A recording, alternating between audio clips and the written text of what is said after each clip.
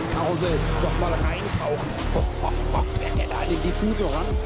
Dann springen die Autos wieder raus, schön zu sehen. Here's the muscle from Munich. What a drive. Sehr, sehr spannendes Rennen.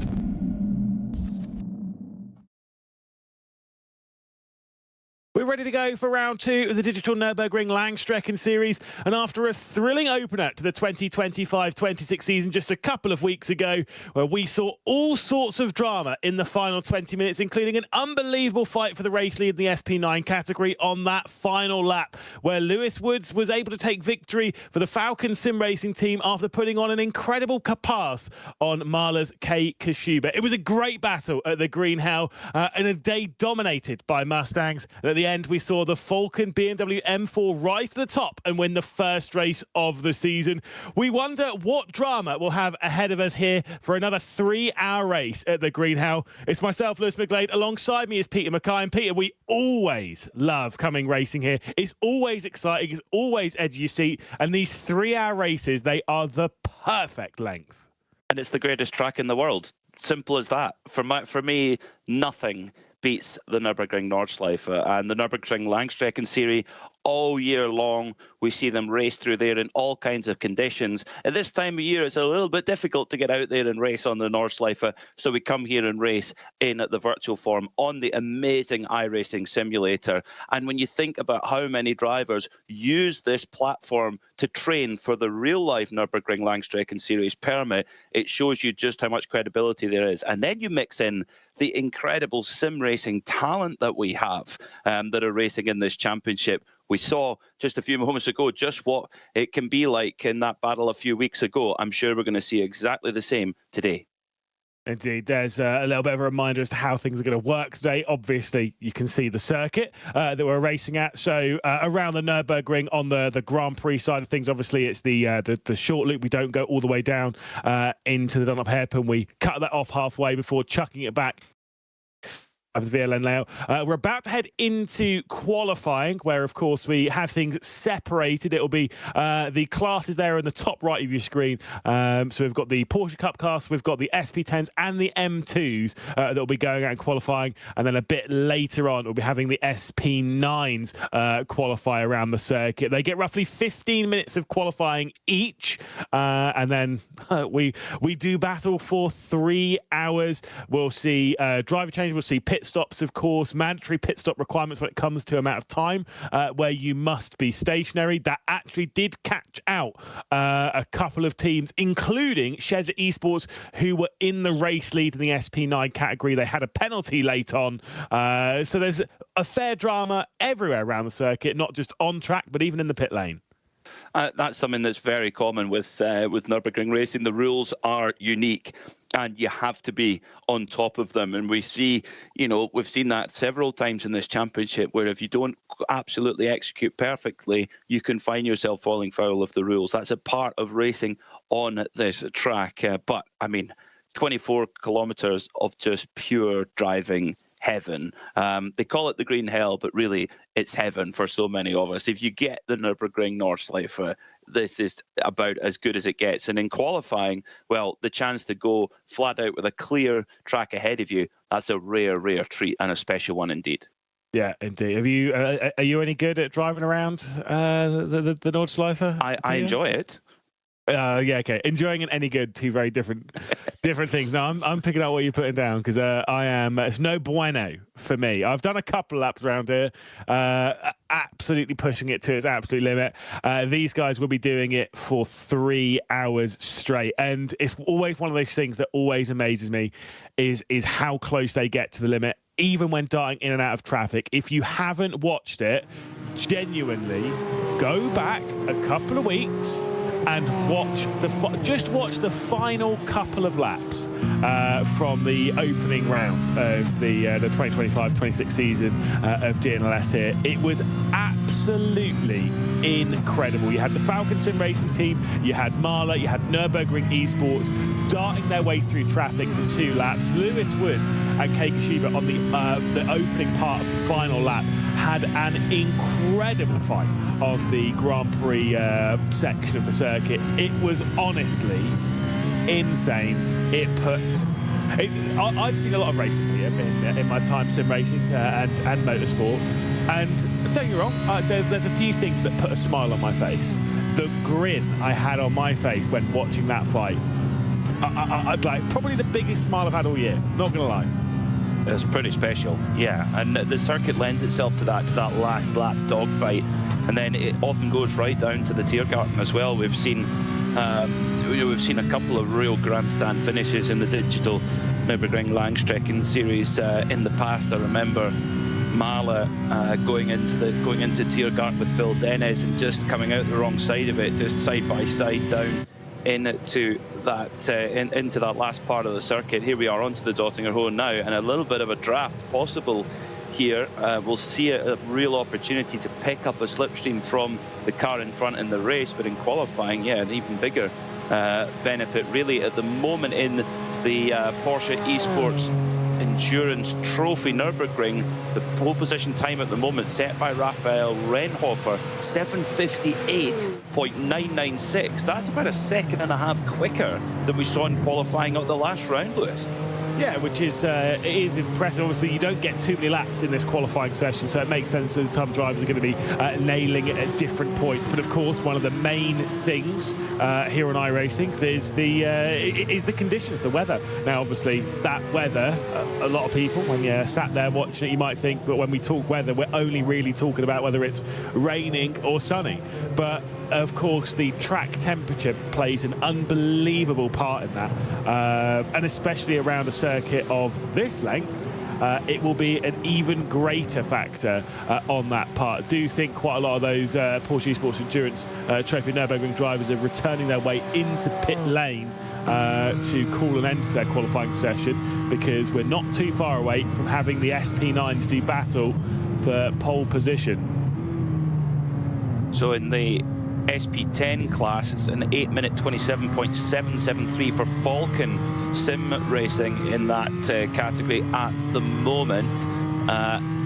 Comparing to last time out, that is pretty much bang on exactly the same, actually. In fact, it's 2/10 slower in the M2CS category, a kind of more showroom's top category.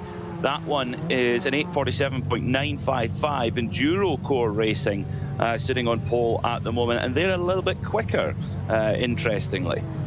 Indeed. Across the line, we see the Lion GP car. There's a couple of those Lion GP cars sat in third and fourth in the M2 category. Moritz Lerner directly ahead of his teammate Kai Schubert. And at the moment, it is Tim Yarshall for the Falcon Sim Racing team that you said there is on the pole position in the M2 category. Oh, sorry, in the SP10s. Rather, I know my difference. EMM, though, like you say, a dominant pole position. It does seem as though ahead of the Frozen Speed by Grid and Go cars. That's 1.2 seconds separating them in the Porsche category. That is a big margin around here as those three categories qualifying sessions come to a close. So we've briefly seen them on the circuit in the Porsche Esports Endurance Trophy Nürburgring, and of course the SP10s and M2s. We'll soon get that big fight for pole position, which of course was won by the Haupt Racing Team Esports by Coanda just a couple of weeks ago. That it was, yeah. SP9 qualifying is always a sight to behold at the Nürburgring Nordschleife, where the fastest cars with the top drivers go for it with a clear track ahead of them. It's just the finest thing. When we come for the Nürburgring 24 hours in the springtime, the top qualifying session, 2 flying laps, is my highlight of the motorsport year. It's just so special. In that 992 Porsche Cup Endurance Trophy Nürburgring category, that is a dominant performance by EMM, and of course backing up the big victory they had last time. Well, we can see the starting grid there. So pole position, EMM, the 905 car, like you say, victorious just a couple of weeks ago. EMM looking pretty fast. There's Frozen Speed by Grid and Go there in second position with the EMM 914 car in third. Behind that, it'll be Smirlis Racing in fourth position. Of course, the lead of the AM category as well. You can tell that by the orange check by the number 910 there in the bottom left. The pole promotion esports car in fifth position with Coanda Esports in the 918 in sixth position. Just ahead of their their teammate in the 917, and the Dur Esports car, the 909, at the back end of that category. We've got Carlisle Esports, who had a bit of drama late on in the race just a couple of weeks ago. They're ahead of Sherritt Esports' first car, who's ahead of their second car as well. We got a lot of AMs back here, of course, as you'd expect, at the back end of the Cup category. The Fosotech by WMS car in 12th position, with Shezza Esports in 13th. The Avia WNS Motorsports car in 14th position, and GHD Motorsports in 15th. A large gap in that category, but one that we'll typically see close up courtesy of the Slipstream, which does play some big games around here. We'll head our way down then into the SP10 category, where we've got the Falcon Sim Racing team on pole position ahead of Sim RC, only a quarter of a second separating them, with about half a second back to the duo of Lion GP, the 167 ahead of the 166. Williams Sim Racing in 5th position, with SRC Commerce Esport in 6th, the Eiffel Racing GTU car in 7th position, and TSR's Aston Martin in the 169 in 8th position, towards the back end of the top grouping there. Big separations, but we do see quite a lot of BMWs at the front end of this category. Now, whilst we do see that through qualifying, not necessarily how things will unfold through the race. Again, I did mention it a little bit earlier on, the SP9s were dominated by Mustangs through the race. In fact, they had the top 3 for quite a large portion of the race, but it was still a BMW M4 that won in the SP9 category. Suspect, Peter, that might be similar in the SP10s. Well, last time out 1, 2, 3, 4, 5 for the Munich manufacturer, and yeah, in qualifying that's proven to be exactly the case. So yeah, clearly the car that's got the performance underneath it at the moment, that straight 6 engine, turbocharged straight 6 engine, a great package around here. We see so many of those cars competing here at the Nürburgring Langstrecken Series and at the Nürburgring 24. You can see the final 2 cars in the SP10 category, Nürburgring Esports and AC Oberhausen by RR, of course, 10th position for them, the final car in that category. Move our way on to the M2s, which we're sure are going to put on quite a show here. They always battle very well, and it is a great pole position for the Endurocor Racing 276 ahead of BS Competition, who are looking pretty strong. There was Cock behind the wheel of that one in qualifying. Sherritt Esports in 3rd position, with Wolf Motorsport in 4th.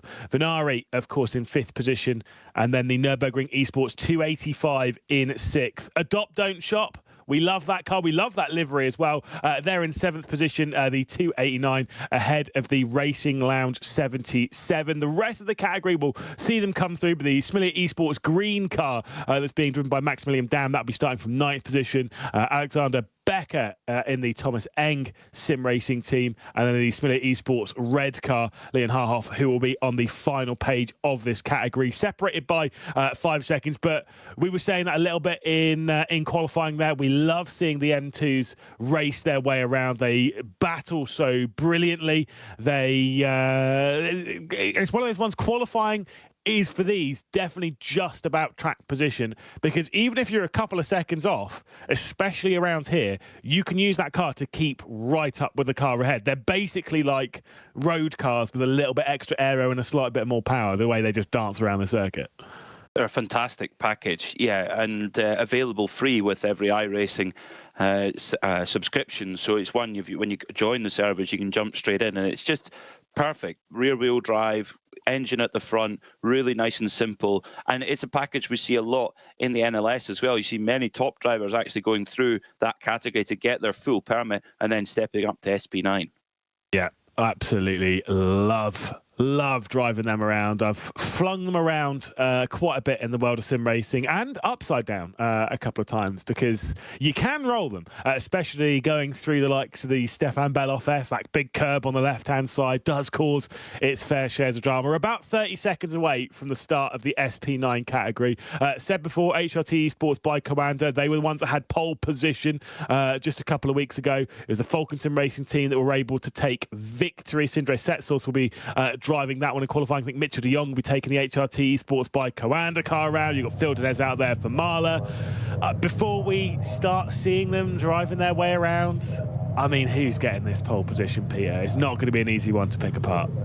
Oh, that is a tricky one. Yeah, I mean, last time we saw a pretty impressive performance from Mitchell de Jong in that HRT Ford by Coanda. It seems that the Mustang GT3 is a really strong package in this Digital Nürburgring Langstrecken Series, but the thing is, you've got to string that lap together, and one little mistake and the whole time is gone. You know, if you drop half a second, you can drop several positions very easily. So let's see. It's one of the real treats qualifying here at the Nürburgring Langstrecken Series, and it's interesting also to see the Ford such a strong package in the virtual world. It's now got its first season under the belt on the Nordschleife in the outdoor world of racing, if you like, and I think a chance to have a little chat with Frank Stippler, who's an absolute legend of the Nürburgring, and he's been driving the Ford, and I asked him how's the development of it going, and he said, yeah, we're getting there. He says that we've still got a lot of work to do, but he said, well, I remember being in the same position with the Audi, and he said by the end of the Audi's life, we had it so well dialed in for the Nordschleife that, you know, it had to be balanced back a lot.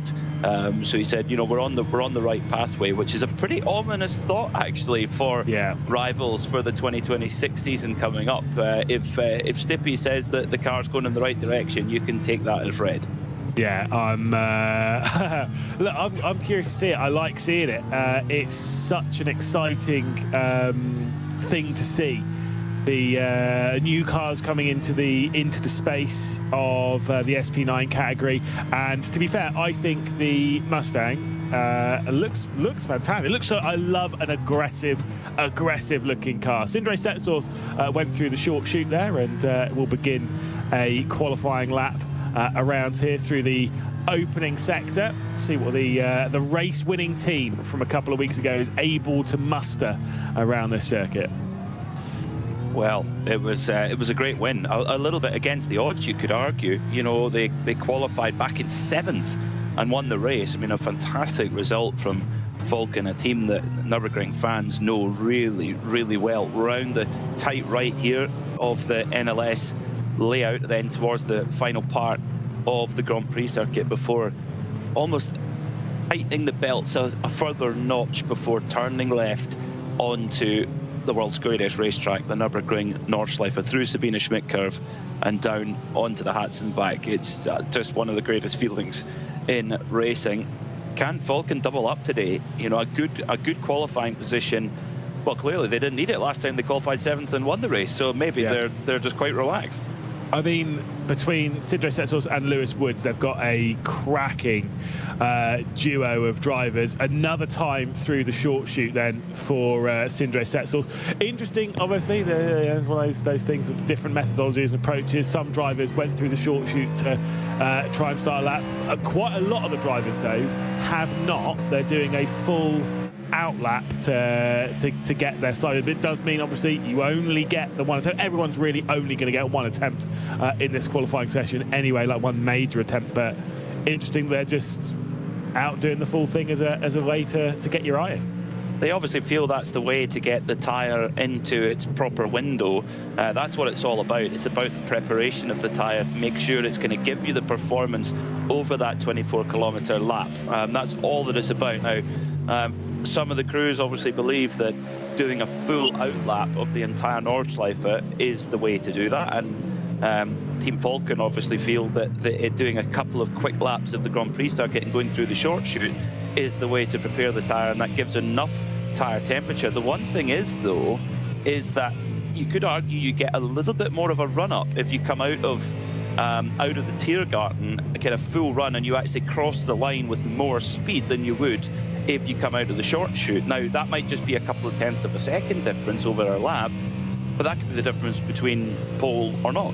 Yeah, absolutely. I mean, look, we do sometimes see it's a long circuit, we do see some tight margins out there in the battle for pole position. We're on board with Alex Moorhip, who will begin the rise up towards Moot Curve, of course, Bravery Corner, and the run out of Bergwerk. And obviously, you can see, got a bit of a Mustang directly ahead. That is Norby Kish behind the wheel. Of course, one of the most famed drivers in truck racing. To be fair, do you know what? When it comes to real-world drivers in sim racing, Norby Kish is fantastic. He really is a fantastic. We always speak about it here in DNLS because it is, at least from where I see Nürburgring, because it is generally where I see him is over in this neck of the woods. Insane talent behind the wheel. He is. Yeah, I bet there's a bidding war every season from the teams in SP9 and for DNLS, because by the rules you have to have a real-world driver in your crew. We've seen some fantastic real-world drivers. Remember Daniel Hucadea driving a few seasons ago for Mercedes AMG. Looking through the list that we've got today, I mean, Mitchell de Jong, we kind of know him as a sim racer, but he's also got, of course, real-world experience. Jaden Conwright from the United States, a really strong driver in IMSA GTD. Josh Hislop from, Not Kill represent. Josh Hislop for Smila Esports. He actually is a graduate of the Superlap Scotland and Scottish Motorsports Championship, but now racing on the Nürburgring Nordschleife in the NLS. I think he's now into I think it's his second season he's done now. So yeah, Josh is a great driver, and great to see him cutting his teeth here, both in the outdoor form at the Nürburgring Nordschleife, but in the virtual world as well.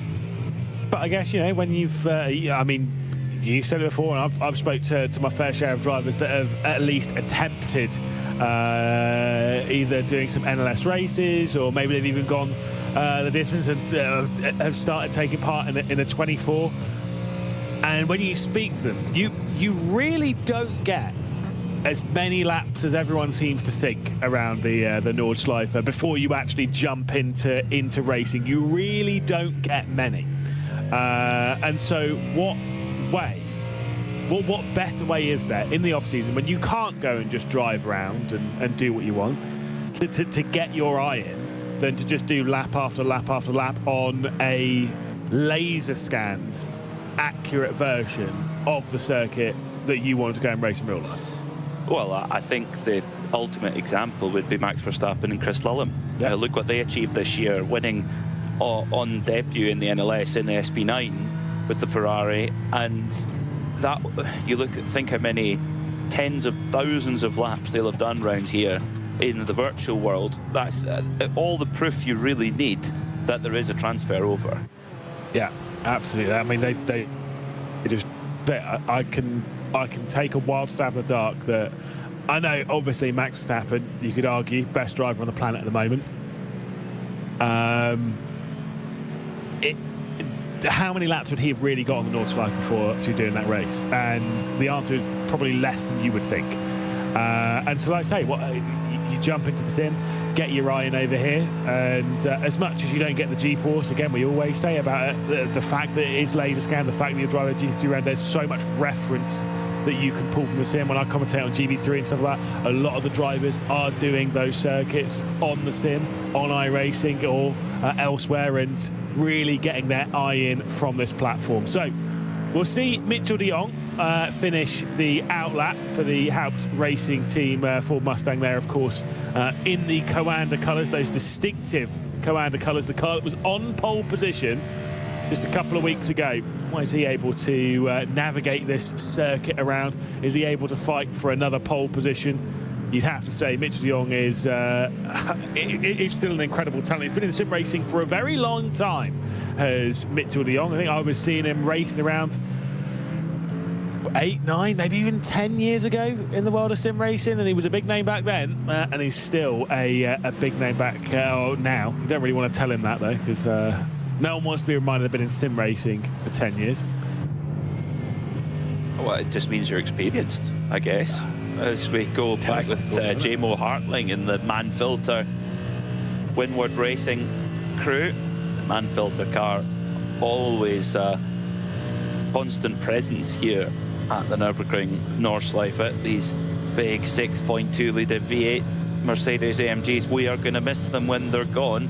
So if Mercedes could just keep delaying their new GT3 car for maybe another 5 to 10 years, that would be super, because then we can just keep hearing these things. They are just the best. And if you ever get the chance, and if you go to any of the races in IMSA, or in fact, probably actually if you go to a Nürburgring Nordschleife event, you'll get quite up close enough to the cars. You have to treat yourself to this one day, is to listen to a Mercedes AMG GT3 on warm-up procedure. It is you feel it through the bones of your chest. It's great. Yeah, it's impressive. I mean, look, all these cars are impressive bits of kit, and I agree. There's a few noises that I'm sad that we don't get. We obviously still got the Lambo V10, but don't really get any R8s really out and about.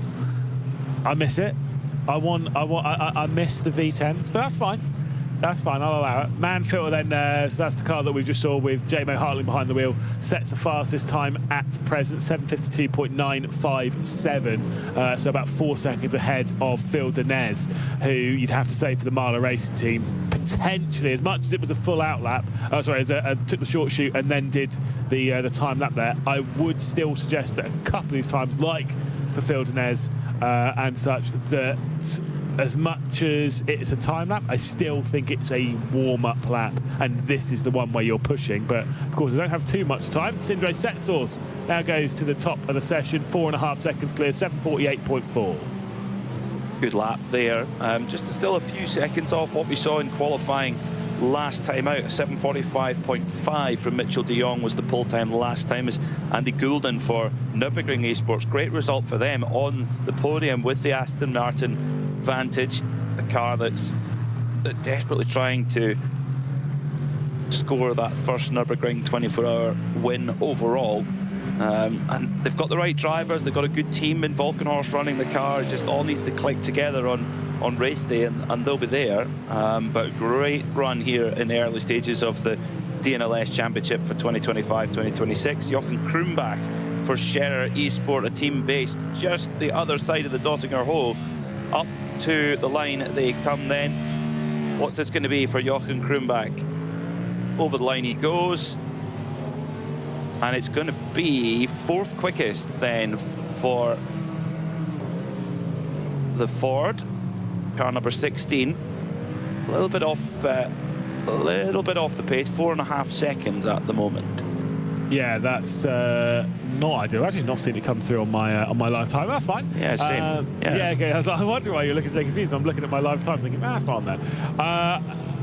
Again, I would suggest that that's potentially not as representative as it could be, but I think that's where, when you've done the short shoot and then done the timed lap, you're still bringing, maybe not necessarily bringing the tyres fully up to temperature, but over the first part of that lap, you were bringing them back into the into the temperature window, at which point that first time lap, you're losing quite a bit of time to what the end lap times will end up being when everything's fully up to temperature. But then maybe some of those drivers that have just gone out and done the full out lap is because they don't want to overheat the tyres by the end of that time. There's a few different methodologies here in qualifying, as we do suspect around here, but it is Sindre Setsource and the Falcon Sim Racing team car that is currently holding on to the pole position. I mean, you mentioned how much slower we were than the pole time from a week ago, and this is why I reckon there's quite a couple of weeks ago, I think there's quite a bit more time out there at present, because as we said before, for example, I think Rafa Rennhofer in the Porsche Esports Endurance Trophy Nürburgring, that time is faster than it was a couple of weeks ago for the pole position in that category, and I suspect that there is a pretty solid lap time out there, 44 rather, potentially still out there in the SP9s. Well, we'll see. The clock is ticking down onto the last chance saloon as Josh Hislop coming up through Hoek now, the highest point of the circuit, then just cresting and then down through the downhill ski slope that is Whipperman, where you're hanging on by your fingernails through there. Meanwhile, the number 22 Liqui Moly Porsche coming through Adenauer Forst at the moment for Seebach Esports. Love that livery, that looks cool. Yeah, that is that's looking pretty nice. I do quite like. I like blues. I like sim racing liveries being in lighter colours. I think we have a tendency in sim racing to lean towards dark colours. Lots of blacks and reds and very dark colours. I just want to see some more bright colours. I think that's why things like the Manfield car stands out so much. Yeah, even this one is a few of, even like BS competition in the world of sim racing. They're a little bit dull. Fair enough, there's like light blue and white on it, and it does stand out. Also, do respect a livery that uses like chromed bits, not too much, but even just like getting those materials working to full effect, getting some shine stuff. Here's J-Mo Hartley being thrown around in the sim. Yeah, so again, trying to get the full experience of the Nürburgring Nordschleife up towards Hoheacht. That simulator's about to get very, very busy as they head up over the crest now and then down the helter-skelter of Wipperman all the way down to S-Back. You're hanging on through fast right, fast left. If your neck's not up to it down here, it's going to really feel it. Then there's a lot of compression up over a little crest and down towards S-Back, the sharp left-hander, which is a tricky one to get right. But if you do nail it, it's very, very satisfying. Down on the left-hand side, always a really popular area for fans. Down towards Brunchen now, one of the very, very few gravel traps on the entire circuit, and then ice curve, very, very slippy when it's wet. Don't have to worry about that today by the looks of things. And then cresting over the top now towards Flansgarten. And has this been re-profiled like the real world, or have we still got the big Flansgarten jump there? Still got the big jump. Yeah. Still got the big jump. Excellent. That's what we like to see. Well, Norby Kish went up to the provisional pole position. It was stolen away by Mitchell de Jong, who sets a 7:45.174. Those better times are coming in. It's HRT Esports by Coanda at the top of the SP9 category. Sheza Esports in second. Falcon Sim Racing with still a time to come in from Norby Kish. He did have the provisional pole after the first laps were complete. See if there's going to be a little bit more of an improvement coming in. If anyone can steal away that 7:54.175 to HRT Esports currently holds. Eifelkind Esport, Marcel Wieners coming through, up through towards the top of the end of the circuit now. What's it going to be here for the Porsche? Not too many Porsches up the sharp end at the moment. Going to be 10th quickest then for Marcel Wieners. Good run there. Phil Dennis now always going to be a competitor. Let's see what he can do in the Mala Ford. Through the final part of Tiergarten now, heading up through the gears, opening up that big V8 power, that Detroit muscle up towards the line. He's sitting in 11th right now as Phil Dennis. Can he improve? Third quickest. That'll do, Lewis. Second row. Certainly will. A bit surprised that it was 2 seconds off, but still has made that work for the number 2 car that was in contention for victory just a couple of weeks ago. We'll see the Stint 1 car across the line. We'll see if J-Mo Hartling can improve, picking up a massive slipstream up towards the line. It's going to be a 49.716. So just moving further up in the top 10, up to 5th position, but maybe not the time they were expecting. It's one of those ones you pick up a lot of slipstream around here. That's great on the Dittinger Hoa. It's not so great around the rest of the circuit where the dirty air can take the car and kind of rip it out of your hands just a bit. But it does seem as though for the second consecutive round, unless Sindre Setzels can do anything, it could be HRT Esports by Coanda's Mitchell de Jong on pole position here in the Digital Nürburgring Langstrecken Series. Sindre Setzels through the final corner for the Falcon Sim Racing team. Championship leader, points leader after the victory in the opening round of the season, and a 7:45.175 to beat across the line. It is a 7:45. It'll be good enough to go to third, but not good enough to steal away pole position. Can Jaden Conwright do anything about it? Let's see then. It's 4th row at the moment for Jaden Conwright as he comes up towards the line. Looks like he is going to improve. He does. Up to 5th place onto the 3rd row of the grid he goes. Seebach Esports and their Liqui Moly Porsche. No time set at the moment. Let's see what it's going to be in the last dying stages of qualifying. Where will they roll off for this 3-hour event? They will roll off from 15th. Believe there is still 2 more times to come in. We've or maybe even 3, got Next Level Racing Esports up towards the line. We've still got the Inducor and of course Lion GP cars out there. There's the Lion GP car, People House across the line to move up the order into 6th spot. Solid qualifying there. And finally it's Storm Gdiadrum behind the wheel of the NG Core car. Sherritt Esports with Krumbach behind the wheel. We saw this car a little bit earlier on in the qualifying session. Goes up into 9th position, or in the qualifying session, 5 and a bit seconds off. Alexei Nesov, certainly a driver to keep an eye on when it comes to the hunt for victory and maybe even pole position. Can he steal one away? No, he cannot. Up to 4th. And that bumps Phil Dennis onto the 3rd row of the grid in 5th place. Good last dash qualifying there from Alexei Nesov. Driver with real-world experience, of course, but also very, very strong in the sim. Now, finally, the Aston Martin of Storm Gerdrum for Endurcore Racing. Absolutely flat out down the Dottinger Hole.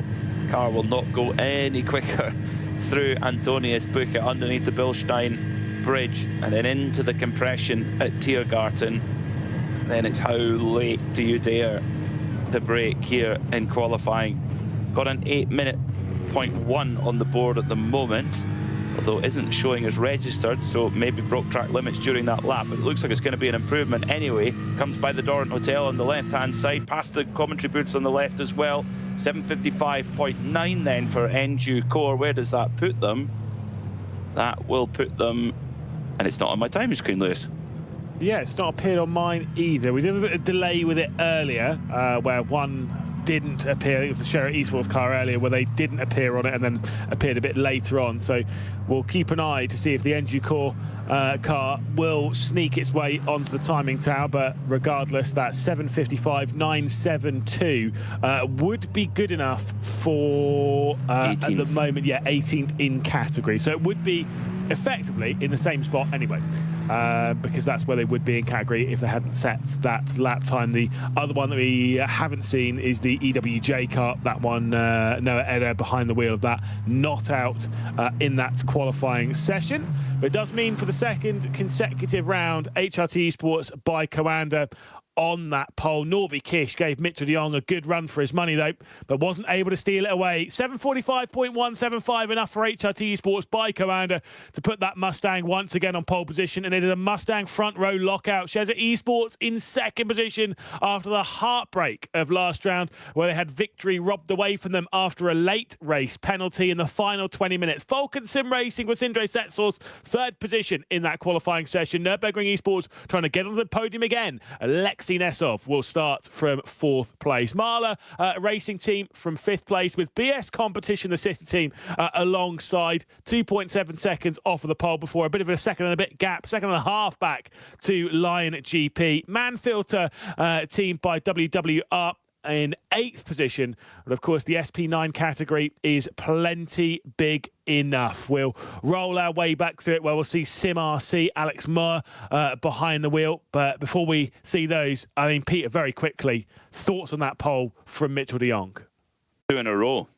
For the HRT Esports by Coanda driver, managed to find 0.4 of a second from his pole position time a couple of weeks ago, and it looks like the Ford Mustangs are going to be very strong again, but the BMWs and Astons mixed in there as well. I think we can be sure it's going to be a thrilling 3-hour encounter. But what was curious there as well was the difference in strategies of when to go for that hot lap, how the tyre was prepared, and was really, really tricky how you got that right to try and get the optimum performance. And if you didn't get that tyre prep right, you could be quite far off the pace.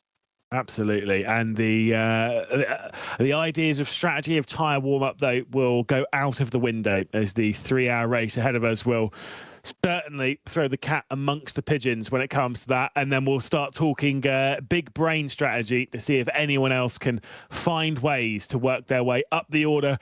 From back in the depths of the SP9 grid, we see Sim RC and Sherritt Esports, both Mustangs, 9th and 10th position for the Aston Martin of the Smilia Esports Pro. Of course, they've got a few cars out there a little bit further down in the other categories. 11th position here in the SP9s with Stint 1 KRS Motorsports from 12th position. The second of the Nürburgring esports teams in 13th position, 6.2 seconds off the pole. German Sim Racing, the ACV car, that's in 14th with the Eifelkland car in 15th. And then Seaback across the line in that Liqui Moly car, we saw fantastically in a qualifying session. We've got Next Level Racing. Alex Gardner will be in 17th position. Then, of course, the NG Core Racing and EWJ cars. Those two will be at the rear end of this field.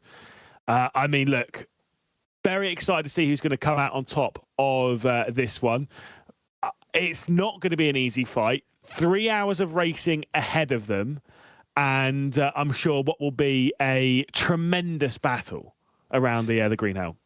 It will. You know, you look at the top 5 cars are covered by less than 2 seconds. So that indicates that at least that top 5 will be more than close enough on pace to be in basically one big train going through the opening stages of the race. What will potentially split them apart is how they get through the traffic later on in the race. It's a little bit different from, for example, in the Nürburgring 24, where you've got 150 cars, and it's the top SP9 runners do come across the slower classes quite quickly. It'll take a little bit longer for that here today, but we still have 53 cars, so there's it will come around, and how they get through the traffic, how they manage that is always key here on the Nürburgring.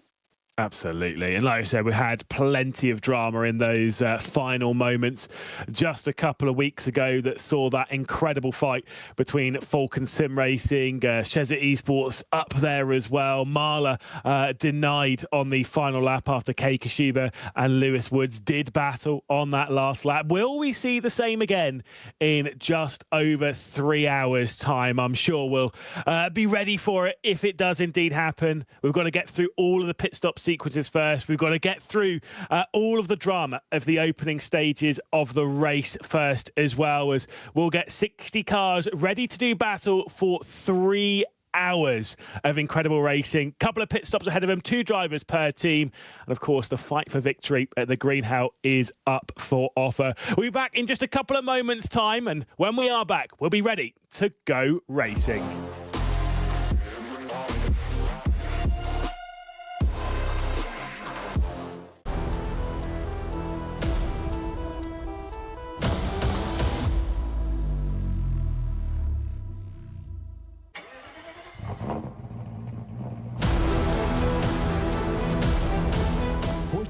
Dein eigenes Motorsporterlebnis nach Hause. Dein Online-Shop für Simracing-Hardware und Zubehör. www.simraceshop.de.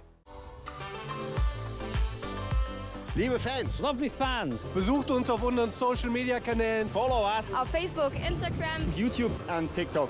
Willkommen bei der DNLS.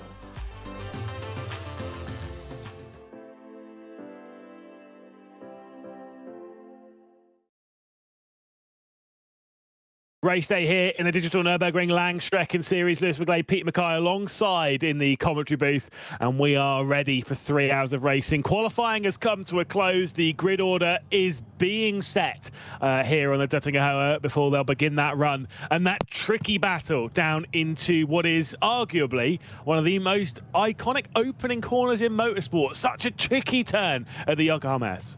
It is, yeah, and it's such a tricky braking zone as well, because you're approaching it at a different speed than you would be on a flying lap. So judging that braking point is always important, and you don't want to get into any silly incidents on the first corner on the first lap of a 3-hour race. But how often do we see it? Not just here in the virtual world, but I've seen so many NLS races where there's been side-to-side contact, and a team are delayed with technical problems and damage and things like that. So you've got to take it really careful. But of course, on the other hand, there's the chance to make up some positions as well. So we'll see how Mitchell de Jong holds that challenge from the front row of the grid. You're right, it is, you know exactly where you are in the world, where you see a big field of cars piling into that steep downhill braking zone, into the such tight right-hander.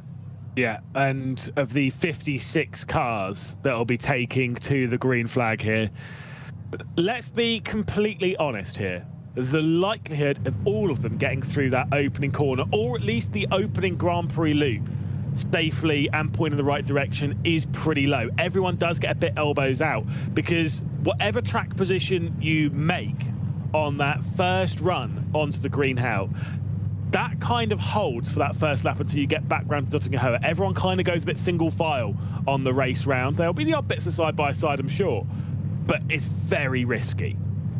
It is, yeah. You got to be careful. You got to keep eyes ahead. I mean, look at last time out. We saw HRT Ford, Mitchell de Jong on pole position, but that was not how the race finished up, of course. So it can go wrong, not just at the start, but at any point. So many drivers compete on this circuit, and this circuit alone, for good reason, because it is the ultimate challenge. And just getting to the end of these races is a challenge in itself. Who's going to come out with it on top, though? It's really difficult to call. These top 5-6 cars all have a really strong shout at the win today. Well, you said Falcon Sim Racing, they were victorious last round from 7th position on the grid. They run in 3rd in this one. But I get the feeling those chances, those mistakes that were made on strategy from Shezza Esports when it comes to shortening the pit stop time, that surely isn't going to happen again today. You'd hope not. No, that's the thing with these professional teams is, yeah, they might make mistakes occasionally, but they tend not to repeat those mistakes. So I wouldn't expect that to happen again today. They'll be looking to execute as best as possible, and it's down to the drivers as well to make sure that they play their part and don't make any error. But for any of us watching as casual fans and casual iRacers, we know just getting around a lap of this place is challenging. So the lap times that these drivers are able to extract is just remarkable. So yeah, let's sit in awe of what they're capable of. Well, the patient and nervous wait will continue for the other categories, the Porsche Esports Endurance Trophy Nürburgring, the SP10s, and of course the M2s. They will have their moment in the spotlight on the race round to the green flag. But the nervous moment is building and building and building in the SP9 category as the HRT Esports by Coanda team, Mitchell de Jong behind the wheel, alongside Norby Kish for Shezza Esports, Sindre Setsos, Alexei Nesov, Fildeners, Jaden Conroy. They're all about to do battle, along with about 14 other SP9 cars. They head their way through the final complex of corners, back out onto the start-finish straight. The control will head over to Mitchell de Jong, and that race down into the opening corner will indeed begin. 3 hours of racing ahead of us, and who will come out on top? There's a look back to your championship leaders, the race winners a couple of weeks ago. Can they steal away another one here at the Green Hell? We begin racing. Great reaction to the race start from Alexei Nesov as he was trying to find his way straight to the outside of Norby Kish. But of course, that run down to the opening corner, we'll see Mitchell de Jong holding a tight line. Look at that, though, from J-Mo Hartling on the outside in that man filter Mercedes, trying to stick one all the way around the outside. Going to lose out a little bit here to potentially BS Competition and to the Marla Sim Racing team. They're going to go side by side as they work their way through the opening sector. They're side by side ahead of all of this as well between the Lion GP car and the Nürburgring Esports. It was a great reaction to the start from Alexei Nesov, but he is feeling the pressure from the mighty Mustang. Good start there from the pole sitter Mitchell de Jong, but it's showing as a black flag for man filter by WWR Windward Racing for J-Mo Hartling. He did get a great start, but maybe too good a start. He's showing with a black flag. Also the Lion GP Ford that's in battle at the moment with Alexei Nesov as they come through the left-hander and down towards the sharp right on the Grand Prix circuit, but Nesov has to give best. So Lion GP up to 4th, but with a black flag hanging over them at the moment.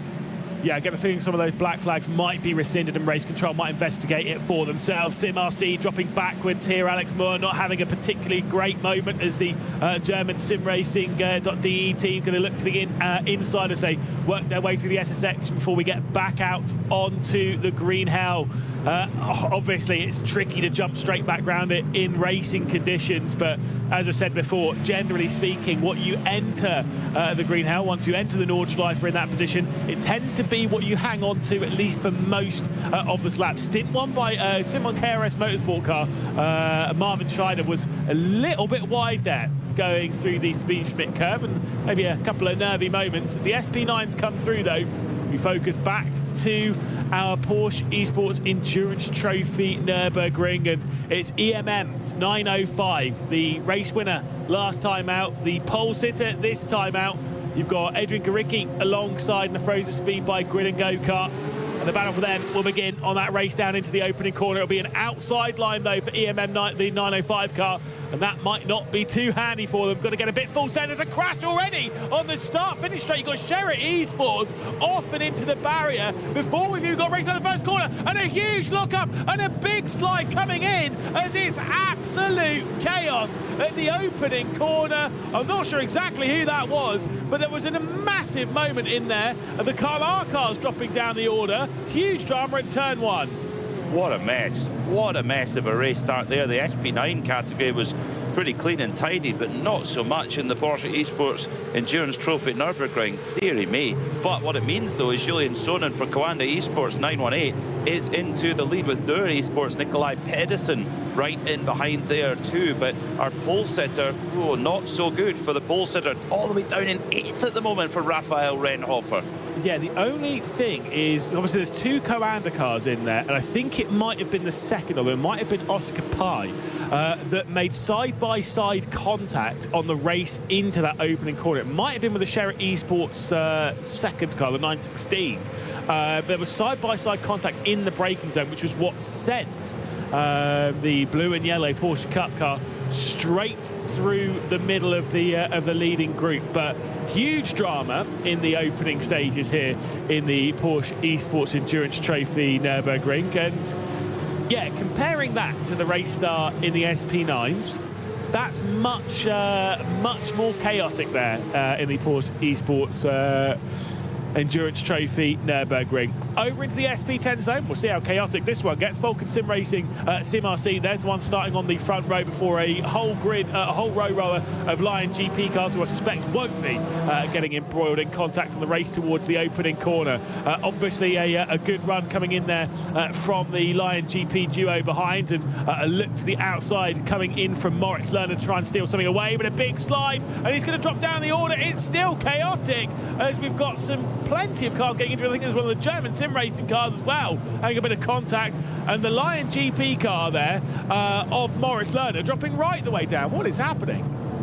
Oh dearie me. Well, we're getting word in penalty for BS competition incident number 1, car number 23 getting a drive-through penalty for incident responsibility. Car number 23 at the moment, not their race not going to plan at the moment. Car number 23 is the SRC Commerce Esport car in the SP10 category. Yeah, so that I think has we've got a couple of penalties that are overhanging the Vulcan Sim Racing SP10 car also off in the background. This is a very chaotic start. Now we do have the M2s and the SP10 starting at the same time, so when you see cars like this you think, oh, they're basically the same, but there will be a couple of times where you see cars basically overlapping each other and getting very confusing as to which one's an M4 GT4 or SP10 car and then the M2. So we'll figure that out as we go.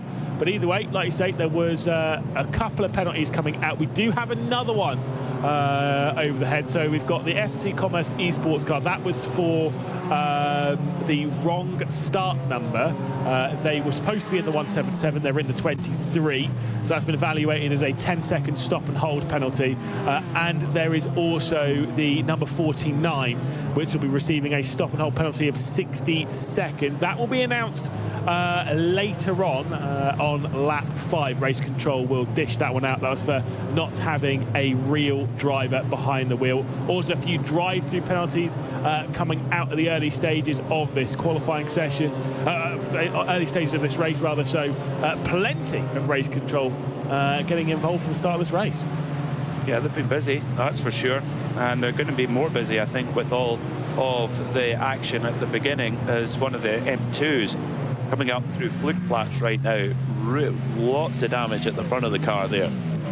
Yeah, indeed. Like I say, there's a couple of not so great starts to the race. You think it's only 3 hours, so maybe you have to get on after it, and a few drivers coming a cropper courtesy of that. I think the TSR Racing car has returned to pit lane from the SP10 category.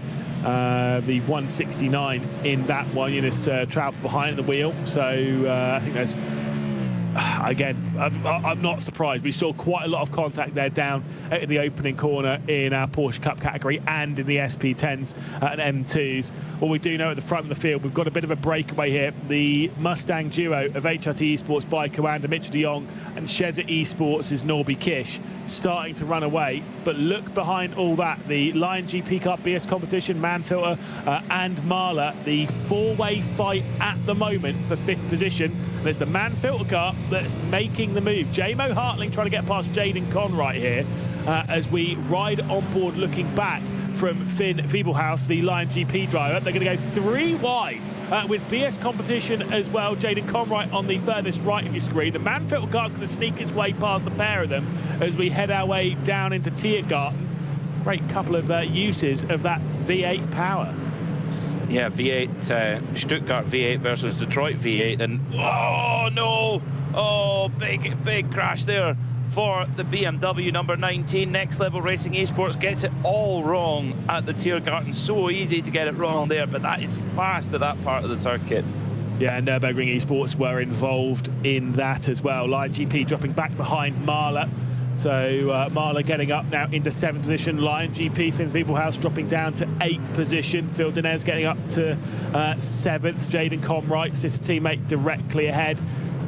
You can race around this part of the circuit. You can have those big sends, those big dives. We don't typically see them until a bit later on in the race, especially if, again, go back a couple of weeks and see the final lap of the race. You see plenty of big dives coming in at this part of the circuit. Mustang seems to have some pretty solid brakes, as was shown just a couple of weeks ago. I am more concerned for the rest of the SP9 category that we do have a bit of a breakaway low at the top. We saw that a little bit on the Dittinger Her there, the HRT Esports by Coanda and Shezza Esports kind of gathering about 1.5 seconds over the rest of the category. These are all really dropping off quite a bit courtesy of their battling though. They are, yeah, the momentum is so important, and yeah, when you're in those battles, it definitely just strips away lap time. Now, those black flags that we mentioned at the beginning of the race, they have been cleared for particularly the Manfilter team by Winward Racing. J-Mo Hartling sits in 5th at the moment and looks to be pretty racy as well. So he'll try and run down the gap to Alexei Nezov in 4th, which is the gap at the moment is 3.2 seconds between them. Meanwhile, in the Porsche Esports Endurance Trophy Nürburgring, Julian Sonnen leading the way, but the Dürr Esports car of Nikolai Pedersen right in behind, who still has a black flag showing, but may well have that clear. But look at the double bubble draft from the frozen speed car. Adrian Gereich is going to go all the way to the front of the field. He pops out. Has he got enough of an overrun? He does. There you go. This is Talladega stuff coming through Antonius Bucca and then to the Tiergarten now. Side by side between Coanda and Dürr. And Dürr then go into 2nd. So Coanda, who are leading going on to the Dottinger Hole, are now 3rd. Now, the Dürr Esports car will actually keep its drive-through penalty. That was not for an in-sim race start procedure infringement, which would be investigated by race control. That was courtesy of using the pit entry coming from the Nordschleife is not allowed in qualifying. So there was a mistake on that side. I think you've got to go round and then drive in to the pit lane basically by taking a short chute, and that was not done by Nikolai Nygaard Pedersen. So the 909 courtesy of that breach was drive-through. This is a look at the race start in the Porsche Esports Endurance Trophy Nürburgring. That was just a lot of people tripping over each other trying to get 4 wide. Yeah, it was. And if you're new to racing on the Nürburgring Nordschleife and you're thinking that's just a really silly rule, that's, you know, why is that got a penalty? That is exactly how it is in the NLS and in the Nürburgring 24-hour in the outdoor world. It's exactly the same rule. You know, the idea is to mimic those rules as much as possible, and the idea is that you're not cutting across, so it keeps one lane. So it's a safety issue. And it's why there's other rules on, like if you're using that short chute. We actually were riding on board Was it with the Falcon Sim Racing car? Yes. You hold right on the way out until you've got to start finish, and then you can move back over. There's another couple of looks. So it was the Spiritless Racing car that received the bit of contact there from Commander onto the first corner. You saw that bump going in. I mean, the first corner around here is extremely difficult. Right, you come up and over that crest that we all, if you've driven the circuit, you'll know very well. The crest on the exit of pit lane, when you're driving around the circuit, where that crest happens is pretty much 9 times out of 10 where you want to start braking. You can easily receive a lockup or the car dances around a little bit. That's what causes some contact, and then that big cluster down into turn 1. That's where that drama came from. I'm sure race control will be investigating that, because I'm absolutely sure it'll be reported. In fact, EMM 905 has reported the 917 Commander Esports for an infringement down into turn 1 on lap 1. So we will get an update from race control as to what's happening on that one. I would think they'll be having a look at the Spiritless Racing number 910 as well, of Nicholas Last, who got it a little bit wrong on the brakes, you have to say. And the thing is, as well, is that those Porsche 992 GT3 Cups, they don't have the same braking performance of a GT3 car. They've got a much longer braking zone and no ABS as well, of course. So that makes that downhill braking zone much, much more difficult. So it is understandable. Well, despite the damage, not an issue for the performance of the number 225 car in the BMW CS Racing category. That is at the moment at 225. It's 275. 275, excuse me, Wolf Motorsport, yes. Battling away for 5th place at the moment, despite no front aero at all. Yeah, I mean, look, they're basically like a bit of a road car with a bit more power and a bit more aero. There is a bit of a half spin for the Adopt Don't Shop car, so unfortunately just there might have been a bit of contact. It can be very easy to let the car slide around on the exit of some of these corners, especially if you get up on that marbling. But you're absolutely right, the damage to the front end of Conor Carnick's car clearly not slowing it down at this point in the circuit, but you've got to imagine that there is quite a lot of drag coming off the front end of that M2. This is the fight for 4th position in category. So Leon Manning in the Spiller Esports red car has dropped behind into 5th. Around, going down into on the Duttinger, when you've got some decent slipstream, it's not so much of a problem. As soon as it's you punching the hole, it's punching a very big and very drafty hole in the air. So I can imagine that might be pretty hard for Conor Carnick to hang on to 4th position, but I'm sure he'll dig deep as we take a look on board. This is on board with Jaden Conrad, but you can see on the top right of your screen, that is Phil Dines. Yeah, I was going to say that's not Jaden Conrad. That's not. No. Of course, Phil Dines is behind the wheel of the Marla team, and you can see he's in a BS competition top, because he is still a BS competition driver, as the Marla team in this are run by BS competition. Yes, exactly. Jaden Conrad with a good opening stint so far, holding on to JMO Hartling in that Mercedes AMG. Now we'll see the difference between those cars. But there comes Phil Dines, who's right behind. There he was. So he was in the picture, and he's very much in the picture in terms of this race as well, because they're trying to side draft one another down the Dottinger Hole as well. I'll tell you what, there's nothing wrong with the straight line speed of that Ford, because it's not, the Ford's actually not losing speed there, despite the BMW being in the slipstream. Now look, the Ford gets a bit of a slipstream now from the Mercedes AMG, but then Conrad and the BMW gets their drag now as well. This is proper Talladega Daytona style racing as well, as they come up towards the Tiergarten, and all of a sudden you get it wound all the way down to probably 3rd gear there, depending on the car, and then back on the power all the way down the front straight. But it's Conrad who makes the moves there as well, and JMO Hartling, well, a bit of a sitting duck. Yeah, just nothing really that Hartling could do. A bit of a flash of the lights coming in from Phil Dines to the back of Jaden Conrad, and then sending it down the inside. That's probably inter-team communication saying, by the way, I am sending it down the inside of you at T1. Well, there is much inter-team communication between the pair of them. We'll have to wait and see. But it was one thing that was noted last round, is that the Mustangs do not struggle in straight line performance, and you quite rightly point it out there, they definitely do not struggle when it comes to that straight line power. They're absolutely pokey in a straight line, flying down the Dettingerhöhe and look pretty comfortable. We saw on your screen there was a drive-through penalty handed out to the Phototech by WMS car. So Tim Barnes behind the wheel is receiving a penalty. That was for moving to the left after the green flag, causing the collision that we saw on the start-finish straight. That was for the 915 car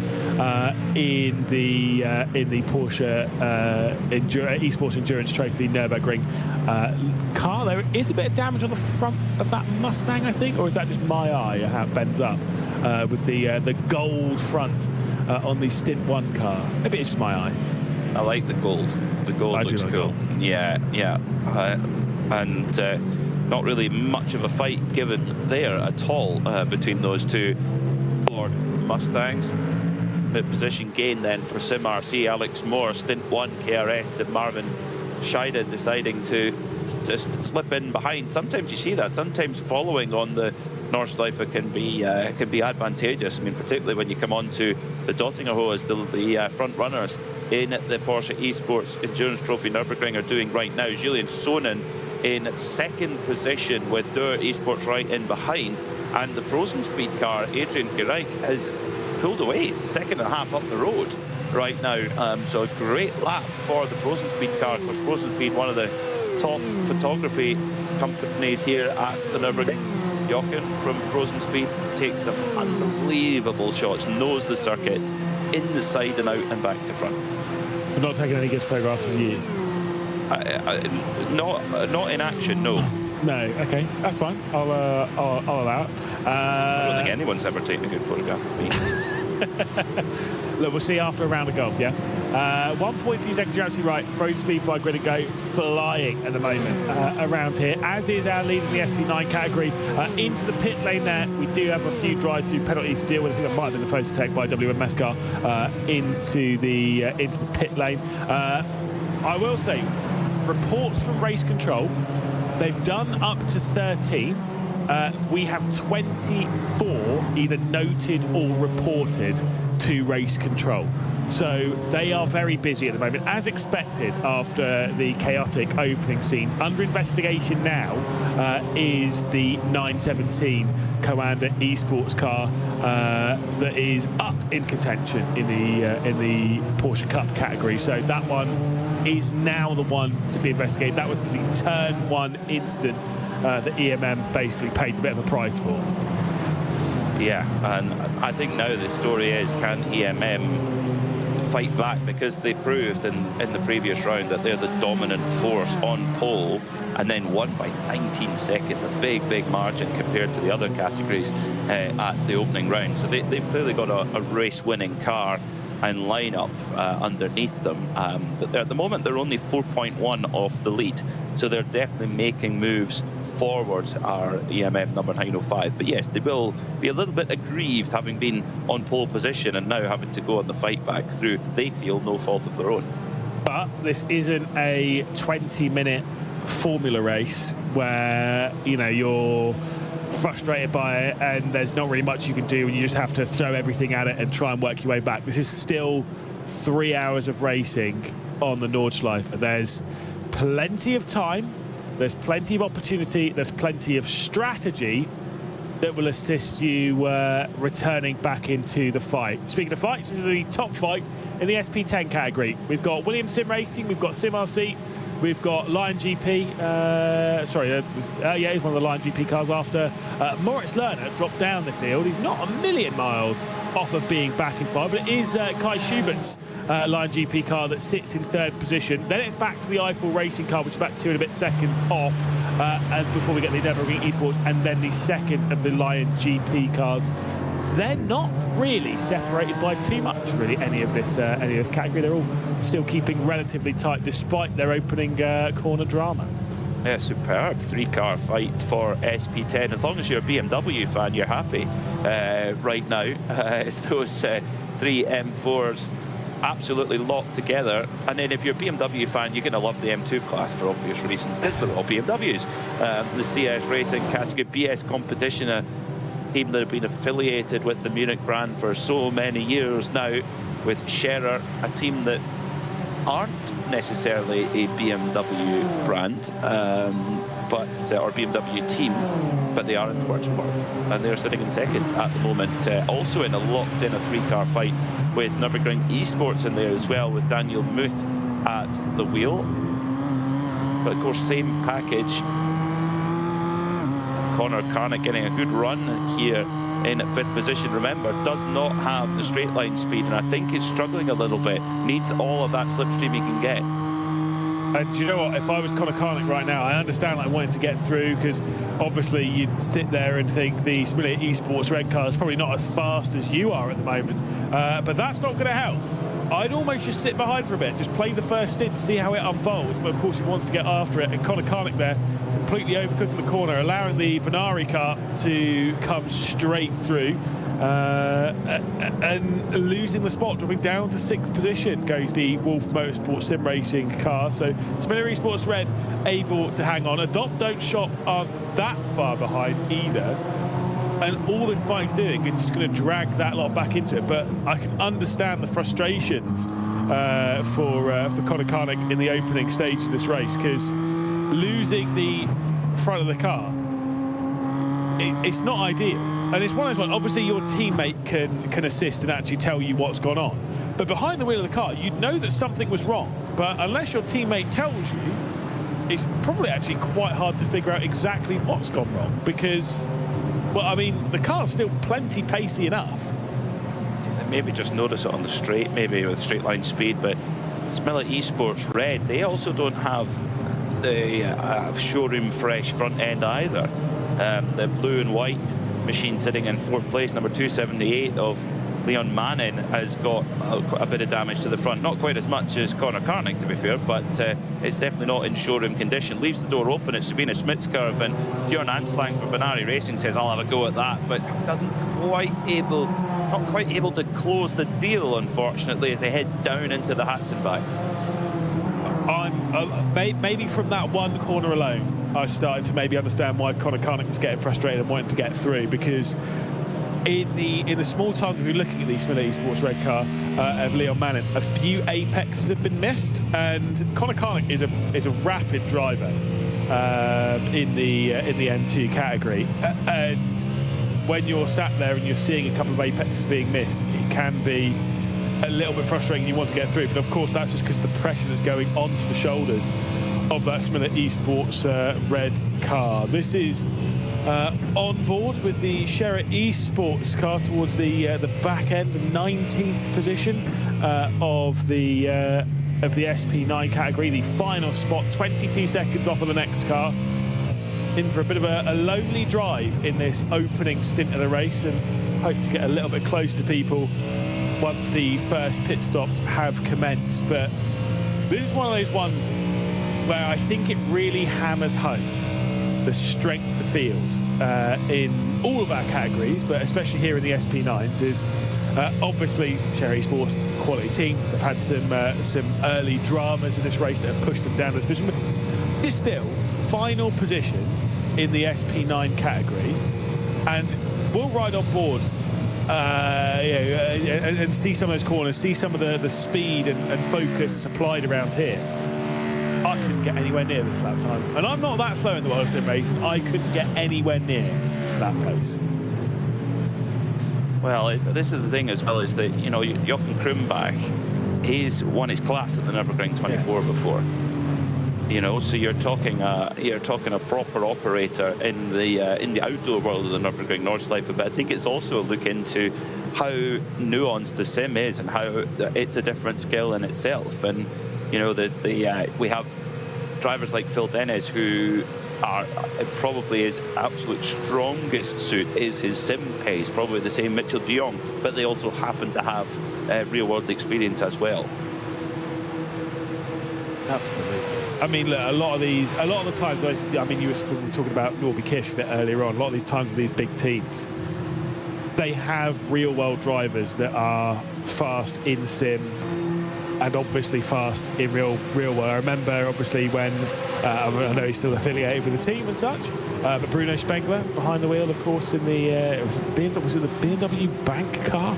Yes. In DNLS back in a couple of seasons ago, and obviously, you know, I wouldn't even know where to begin going through his motorsport accolades.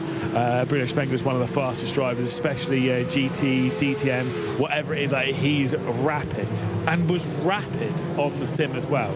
And so it's always one of those ones. Obviously, it's a very transferable skill. Not everyone can do it, can go from the real world into the sim and be fast, but there are enough out there. There's plenty to look at. Dura Esports then have been into the pit lane for their penalty, so have finally served that one from after race control dished that out a little bit earlier on in the day. I will say the race control, having looked at that turn one incident in the Porsche Cup category there, is Smiralist Racing, who have received a 10-second penalty for contact down into the opening corner.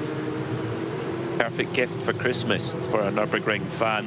The annual of the Nürburgring Langstrecken Series for 2025. Get on to groupcverlag.de to order your copy of the story of this year's Nürburgring Langstrecken Series, or if you happen to be visiting the Nürburgring, go to the Tankstelle. The petrol station on Dottinger Ho has the most incredible collection of model cars for sale, but also a good book selection as well. And they always have the annual of the year of the Nürburgring Langstrecken Series, and indeed of that year's Nürburgring 24 as well. Sounds like I need to take another visit to the Nordschleife. It's been a couple of years since I've been back. I've only been twice. I'm not as fortunate as yourself, Peter. I'm sure you've been a fair amount. I've been a couple of times. I've been thrown around in a 1.6 litre Mazda 3. Oh my! Yeah, it struggled. But are you driving? No, God no. Mine's a 2.2 litre Mazda 6. It's all right. Still would struggle. But no, it was a guy called Nicholas Hillebrand that was taking me for a lap around, an adventure around the circuit. Very nice. Yes, I have to say I've never been around the circuit. I've commentated on the Nürburgring 24 the last 3 years, but never been around the circuit. So I need to put that right. A little busy when you go, isn't it? A little, yes, yeah. Yes, a little. But yeah, it was there 2023. First time I went was when Frickadelli got their first ever win, and it was really an emotional day. That it was very, very special. Ferrari's first win, of course, as well. There was a lot of firsts that day. Really, really special. And then there for the drama of the closing hours last year between the Rover BMW and the Manthey Porsche. I'm sure the discussions about that still rumble on. No, I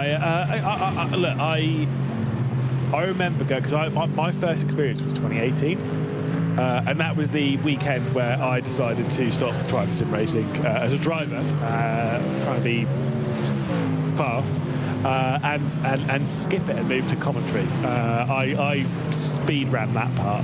I was not fast enough, and there was a big event there as we're seeing some navigating through traffic, BS competition, still trying to keep a lot of pressure onto the shoulders here of the EWJ car, which from memory started from the back of this field, has worked its way up into 6th. We'll have to double check that one, and as to why Jaden Conright is down to 7th, along with the Manfilter car of JMO Hartling. There has certainly been some form of drama for Conright and Hartling as to why they're back here. I'm sure we'll get a replay or something, because obviously they were up there in the fight with Nürburgring Esports and Mahler. I think Dennis has just pulled away. I think Phil Dennis in that Mahler Ford has just pulled away, and the EWJ car of Noah Eder is driving beautifully at the moment. A great spot there up into 6th places. It's a drag race again on the Dottinger Ho. Stuttgart versus Munich, AMG versus BMW M, and is it going to be the AMG that of Hartley, who just snips across the nose of Jaden Conroy as they approach Antonia's book at that absolutely flat-out left-hander into the compression at Tiergarten. And tell you what, Conroy is not giving it up. He's going to go for it. Conroy going to try and make the move here into Tiergarten, and he does. Great move there by Conroy, and through he goes then, making that position back again up into 7th place, and Hartley's got it all to do once more.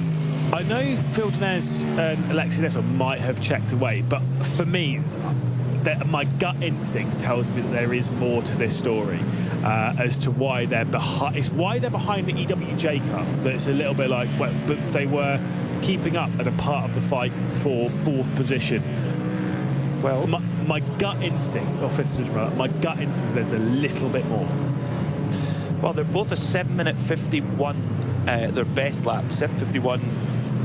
In fact, Jaden Conroy's just done his best lap of the race. Maybe it is just so I think it's just pace, because the EWJ car, its best lap is 7:49.3, and it's just done a 7:50, so going well. But Phil Denez and Alexei Nezov, last lap 7:48. So yeah, they're just checking away. Yeah, I guess so.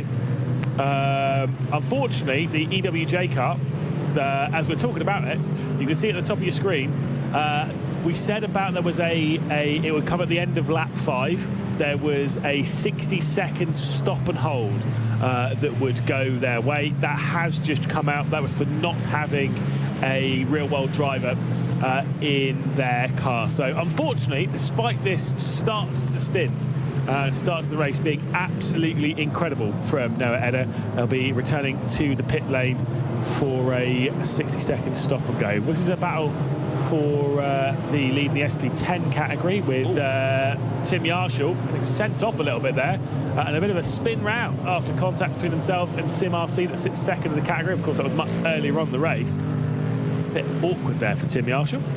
Yeah, did he get sent off, or did he just get the corner wrong? Did he come kind of bowling in on the inside and not have the correct speed, potentially? At least that's the right part of the circuit to go off the road. If you are going to go off the road, you do not want to go off the road on the Nordschleife, because usually it's end of day if that happens. Interestingly now, Jaden Conroy is pulling away quite significantly as they go through Flugplatz ahead of Jamo Hartling. So is Jamo Hartling starting to struggle a little bit in this mid part of the stint? He's going for nearly 35 minutes. So Hartling, as he comes through Schwedenkreuz, one of the coolest corners, not just on this circuit, just one of the coolest corners in the world. Yeah. 270 kilometers an hour an SP9 car is going through there at. Yeah, it is absolutely thrilling through Schwedenkreuz into the braking zone of Arenberg. Oh, it's a tricky one to tell, isn't it there? Tim Yarshall getting spun around by the Sim RC car, and almost a scary rejoin as well, but that's fine. We'll head back up to the, well, I was going to say the lead battle, but not quite in the Porsche Esports Endurance Trophy Nürburgring. We've got the likes of Shezza Esports trying to work their way up. This is the battle, I think, 4th position into the pit lane. Though comes Shezza Esports. I think that's the server penalty. I wasn't Shezza, never mind. So the gap between last time out winner EMM 905 Raphael Renhofer, pole sitter of course, that gap is coming down to the lead.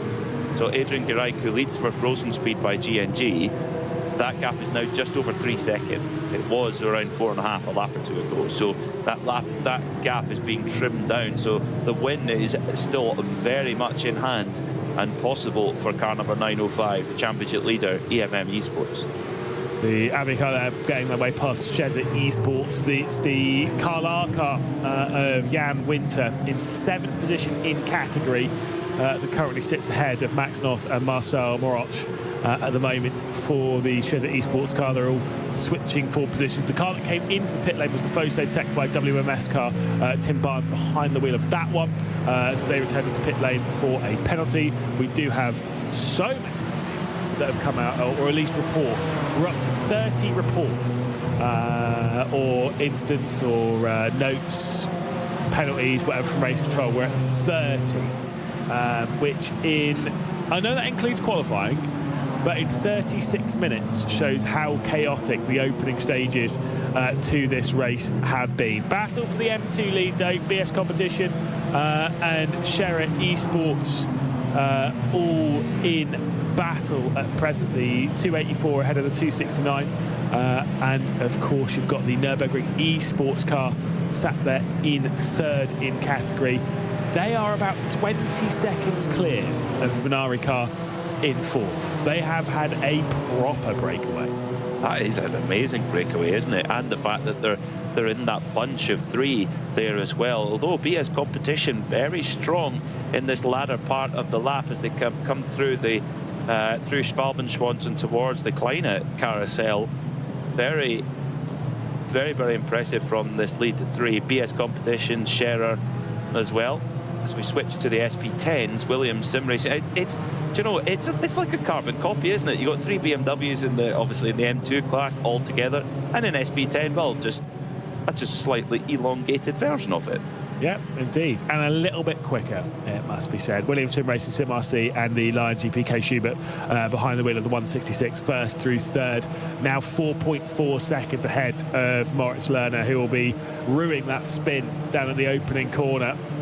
I'm not necessarily sure as to what happened to Moritz Lerner in the opening stage of the race, because it's one of those ones, like deep down my gut instinct would be like, oh, someone's like punted him or spun, but I'm like, I don't think anyone was near him. I think it was a solo slide from Moritz Lerner, which is rare from a driver of that caliber. He sits 2.3 seconds ahead of Tim Yarshall, who's closing his way back up in the Falcon Sim Racing SP10 car that is now fifth in category after the spin and contact between themselves and Sim RC. I haven't seen anything from race control at the moment, but again, the list is massive, so bear with me. About an investigation between the Falcon Sim Racing car and the Sim RC car. The only thing that has been noted by race control is Tim Yarshall might have been speeding on the formation lap. So it may be academic anyway, if there's a penalty for that. Meanwhile, in SP9 up towards the sharp end of the overall pack, Falcon Sim Racing under a little bit of heat now. Sindri Setsos for Falcon in the BMW, Alexei Nezov trying to use that big, I was going to say British V8, but that's partly true. Of course, has its roots in Stuttgart, shall we say. Right in behind the BMW, trying to get the draft as best as possible. And then, just ahead of them is the Chesney Esport AMG of Norby Kiss. 10 seconds, sorry, Ford, excuse me. 10 seconds up the road to Mitchell de Jong in the Ford Mustang. Amazing. Wonder if there's much frustration in the HRT Esports by Coanda camp after getting pole position a couple of weeks ago and not being victorious, where they've said, right, this time that isn't happening. 10 seconds clear is a wild margin in such a competitive category, as once again the Wolf BMW M2 loses out again. It's the Thomas Eng Sim Racing car that gets through. Conor Carnick is struggling. I am now getting from the Wolf Motorsport Sim Racing car of Conor Carnick, they've finally, for the front end of that car, received a meatball flag. So the black and orange flag, which says you've got to return to pit lane to repair the damage, and Conor Carnick will work its way, will drag that Wolf Motorsport Sim Racing car into pit lane now. So finally should get that damage repaired, but he's going to lose a whole lot of time in doing so. We've got our first pit caller in SP9 as EWJ Baumerschen and number 49 are in the pits at the moment. Of course, they had a... Pardon? I think that's penalty.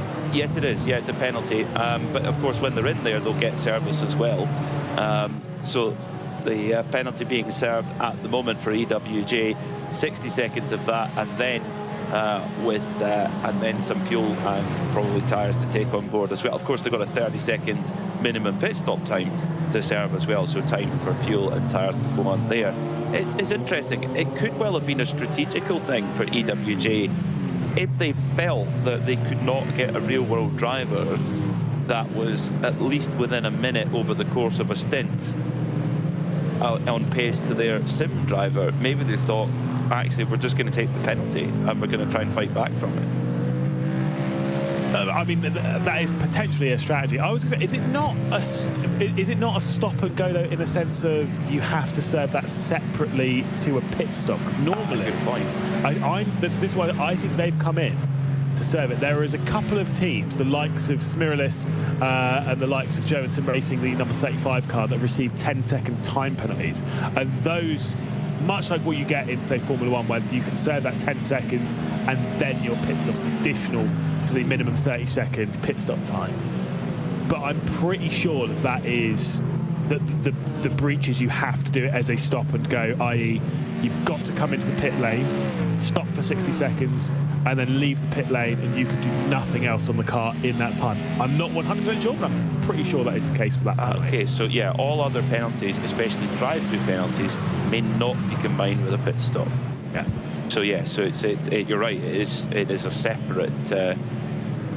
It is a separate thing, because the reason why I'm getting confused is that in Nürburgring Langstrecke Series or Nürburgring 24, there's a penalty box. Yeah. Where you go and serve your penalty and then go to the pits. Which I think might be the case for the 10 seconds time, for the other time penalties, like the 10 seconds time penalties. I think there is a penalty box right at the start.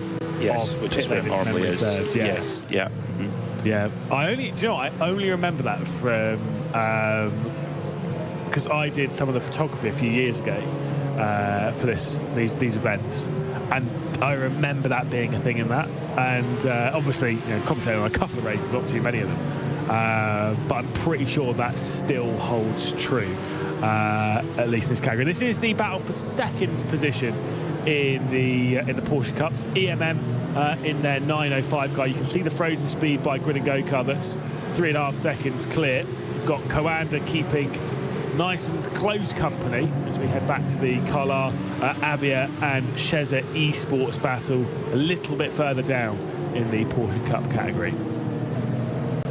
Also, the EMM car has got a bit of damage to the rear of that Porsche 992 GT3 Cup, so it doesn't appear to be holding them back in terms of pace. They don't have the fastest lap of the race, though. An 8:02.3 plays an 8:02.1 of our leader, but very much on the pace for Raphael Renhofer, who's 3.5 seconds behind Adrian Gareich. So we've got a little bit of work to do to run down that gap. But 905 EMM Esports back in the game after having that kind of pole position advantage neutralised in that chaotic start for the Porsche Esports Endurance Trophy Nürburgring. Would that be polite? Polite and maybe a little conservative. It was a bit wild. Let's just go with that. I will say the Fositec by WMS car that came into the pit lane to serve penalty. Speaking of the Porsche Cup category, they came in to serve penalty because of having won from the early stage. I think it might have been the one that actually caused that chaotic start, if memory serves. Came through, served it, also has another black flag. I wonder if there was speeding in the pit lane, because I'm not 100% sure if I see two penalties on the sheet for the 915. In fact, I definitely do not. So it's only for causing the race start issue where there was a drive-through penalty. I think may have picked up a second one for speeding in the pit lane, which is, I'm not going to say that's 100% the case, but it is like, it's rule number one when serving a penalty. Don't get a penalty when serving a penalty. There you go, put that on a t-shirt. Yeah. Quote of the day from Lewis McGlade. I know that because I've done it. In fact, it was at Silverstone once. I got a penalty while serving a penalty, and then while serving that penalty, you'll never guess what happened. You got another one. Got another one. It is one of the very few times where I have rage quit a race. I was so annoyed at myself.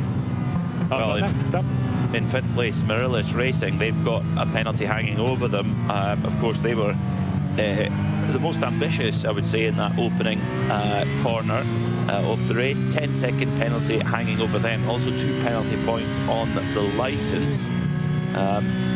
Also a penalty for the number 35 German sim racing car for contact with the 16 Scherer Esports Ford, that's a 10-second time penalty. Moritz Freitag for Racing Lounge, number 288, also with a 5-second penalty. But there is a lot more penalties potentially to come. Race control, I hope they've got plenty of tea and biscuits and coffee. Yeah. Oh, see, now you're talking. I might run out to the shops after this. Now you said that. I mean, you can see a little bit of damage on the front end of the Commander Esports car in this fight in the Porsche Cup car. It's 5th position. Nicholas Last, not doing great by his namesake. Of course, up in 5th, so definitely not last.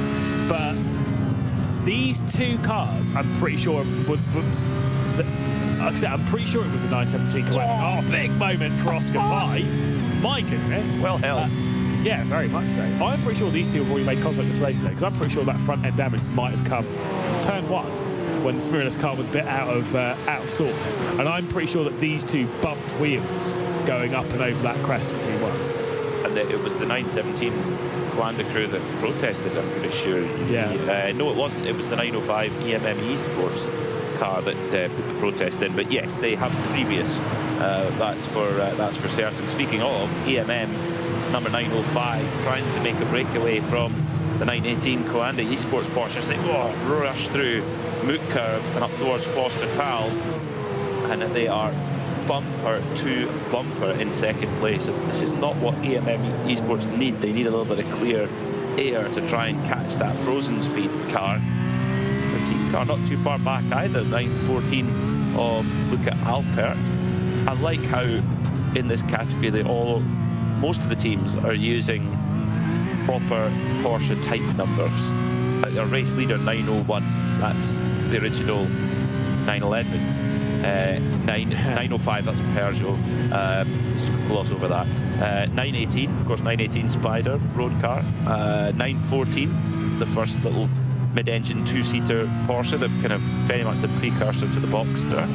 910, Le Mans car of the mid to late 1960s. 917, well, it requires absolutely no introduction at all, and so on. Yeah, it's good now. Is it intentional though? Yes, very much intentional. Yes, clearly.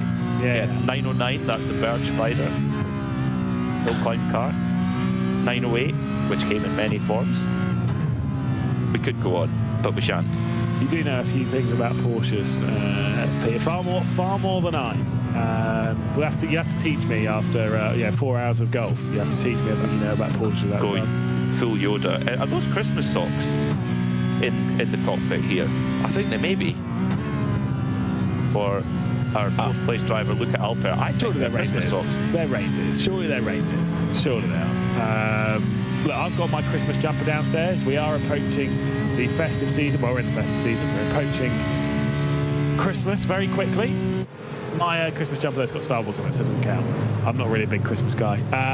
I will say, whilst we've been saying about all that, the SP10s, I believe, have been into the pit lane, and SimRC, Isaksen's in the race lead now of the SimRC category post pit stops. It's SimRC from Williams Sim Racing, from Lion GPs, the pair of their cars that are separated by 3.6 seconds, but there is a break in that category now that sees about 1.5 seconds for the race lead in the SP10s post their first pit stops. That is where they are stopping. Then in all likelihood they're in for 2 more stops this afternoon.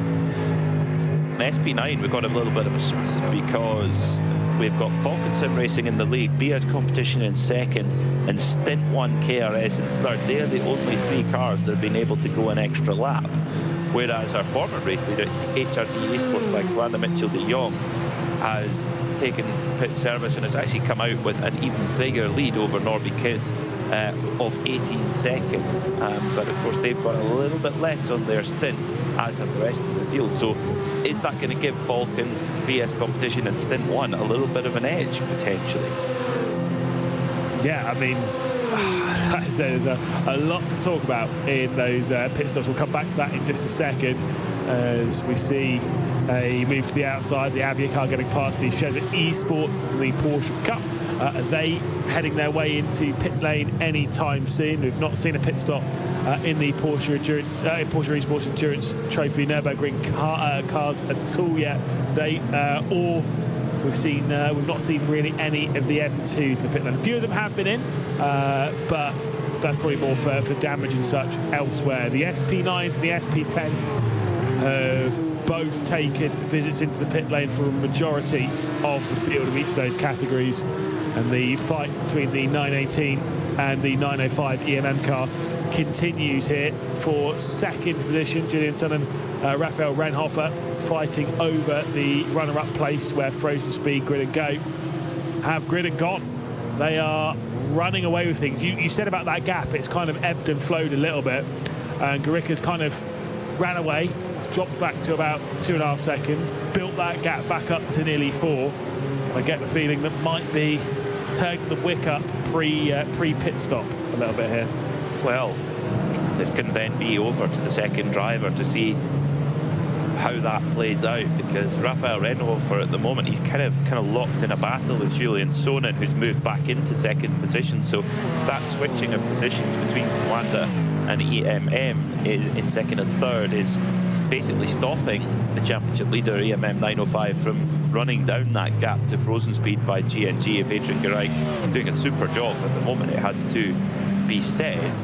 Meanwhile, Alexei Nezov and Phil Dennis locked in battle for what is 6th place at the moment, but of course 3 cars ahead of them do still need to pit at the end of the lap after a 7-lap stint as opposed to a 6-lap stint. Now, there is still 2 mandatory pit stops to take, but it's very likely that we're going to see 3, isn't it? Because unless you can, what's it, 7 laps times 8, yeah, you're still going to be short, but it's just how much that last pit stop takes. So if you can do 2 7-lap stints at a strong pace, then your last pit stop is going to be shorter, theoretically. But of course there's a 30-second minimum, isn't there? So that takes that out. Which is maybe where, obviously, if you line it up and you think, oh well, we're going to be a lap short by the end of the race, well, you might as well spread that out more evenly across the day, because you can't splash and dash, because you've got that 30-second minimum pit stop time. Did see a little bit of the battle between BS Competition and Sherritt Esports. It's obviously at the top of the M2 category. This is looking back from Finn Weeblehouse, of course, the LionGPFences.com car, and the Man-Filter team. Right on the rear end, J-Mo Hartling, who's been off the road down at T1. Obviously, just picking up a little bit of grass in that race down at the opening corner of the race, trying to make it 4 wide, which I've got to say, uber brave. Super brave back there. I know it was an hour ago, still locked in my mind with how absolutely wild that was. Just thinking about the fuel side of things, in order to save a stop, you'd have to do 2 8-lap stints to get that to work, and then because you would then need to go over the hour, basically. So if you do a 7-lap stint, you're going to be short. You're going to need to do that 3rd stop, and with that 30-second minimum pit, it doesn't really matter if it's a splash and go or not. Yes, because your pit stops are going to be the same anyway, because you can take on a fuel fill and put new tyres on around that. I mean, looking at the pit stop times, Mitchell de Jong 26 seconds, so he's going to try and divvy them out across the 3 stops. 32 seconds for Norby Kiss, 33 for Phil Dennis, only 26 for Alex Moore, 35 for Josh Hislop. So there's some teams that are actually going over that 30-second minimum. I think you're just giving away time there if you're going over the 30-second. Yeah, because you're going to give that time back later as the Falcon Sim Racing car Cinder set sources into the pit lane from the SP9 lead. But you're absolutely right. It sounds one of those ones like it's a 30-second minimum, which is great. Everyone's got the same time on stuff.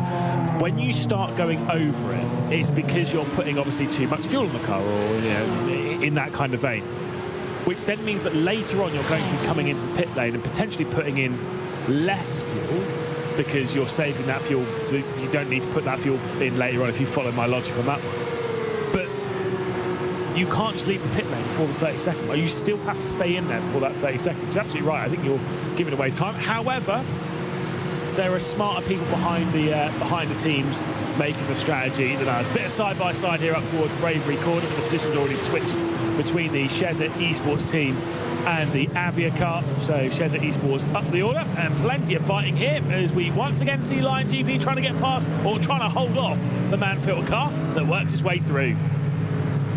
The man-filter machine still being driven by JMO Hartline, getting the elbows out in the battle here with Finn Fablehouse for what is at the moment 8th position, but the Stint 1 KRS motorsport car likely to drop in behind. It's sitting in the pits at the moment. It's one of those cars, one of those 3 cars that went on a 7-lap stint. All brewing nicely as we're approaching the top of that first racing hour here. 2 hours and 3 minutes to go here in the second round of the Digital Nürburgring Langstrecken Series. Indeed, and the Haupt Racing Esports bike around the car is currently in a very strong position at the top of the SP9 category. One thing you mentioned earlier on is that they do have to switch drivers. Every team has 2 drivers, and that will play its fair share of drama throughout the day's racing, and that can bring the gaps close together. It can spread things further apart and bring cars that weren't in contention back into contention.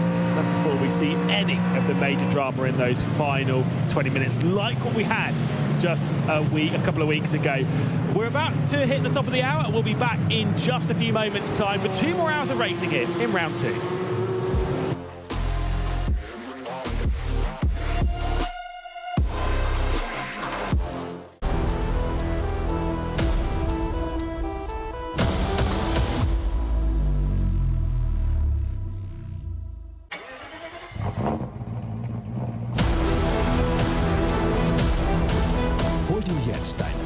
Motorsporterlebnis nach Hause. Dein Online-Shop für Simracing-Hardware und Zubehör.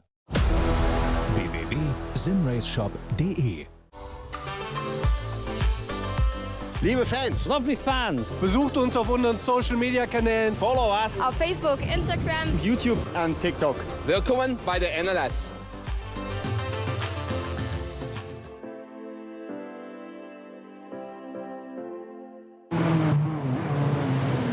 2 hours, 2 pit stops, and plenty of drama ahead of us here in the Digital Nürburgring Langstrecken Series. It is the Haupt Racing Team Esports by Coanda leading the way from Falcon Sim Racing and Shezza Esports at present in the SP9 categories. As the Porsche Esports Endurance Trophy Nürburgring start their pit stop sequence, you can see the bottom of your screen, the current standings of the SP9s.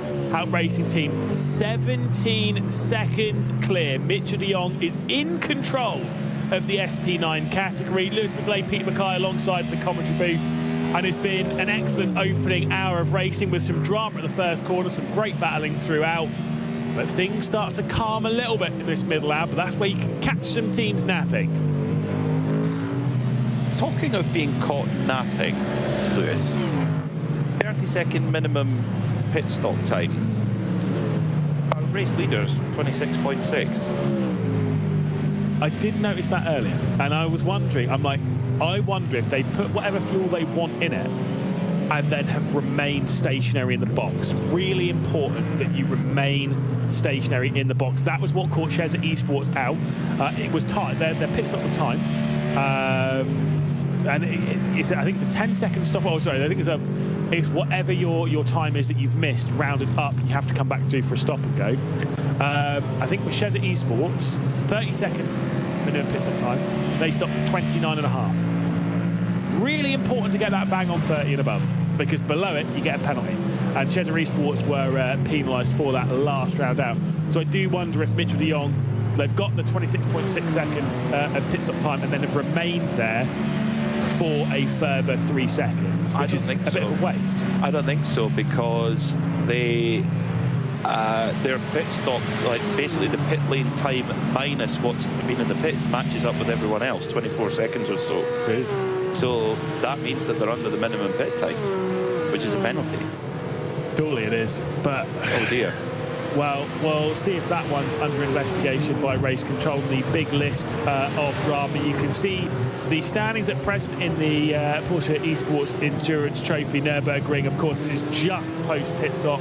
Frozen speed by Grid and Go, currently about 3 seconds clear of the EMM Esports team that's been embroiled in a fight with the 918 Command. The 914 EMM car in 4th position.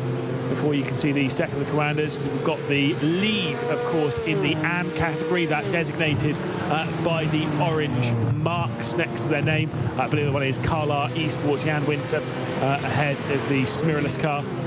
And then we've got the rest of that category you can see on your screen. The Avia Chezzer Esports car that we've seen battling time and time again over the last, particularly the last half an hour or so.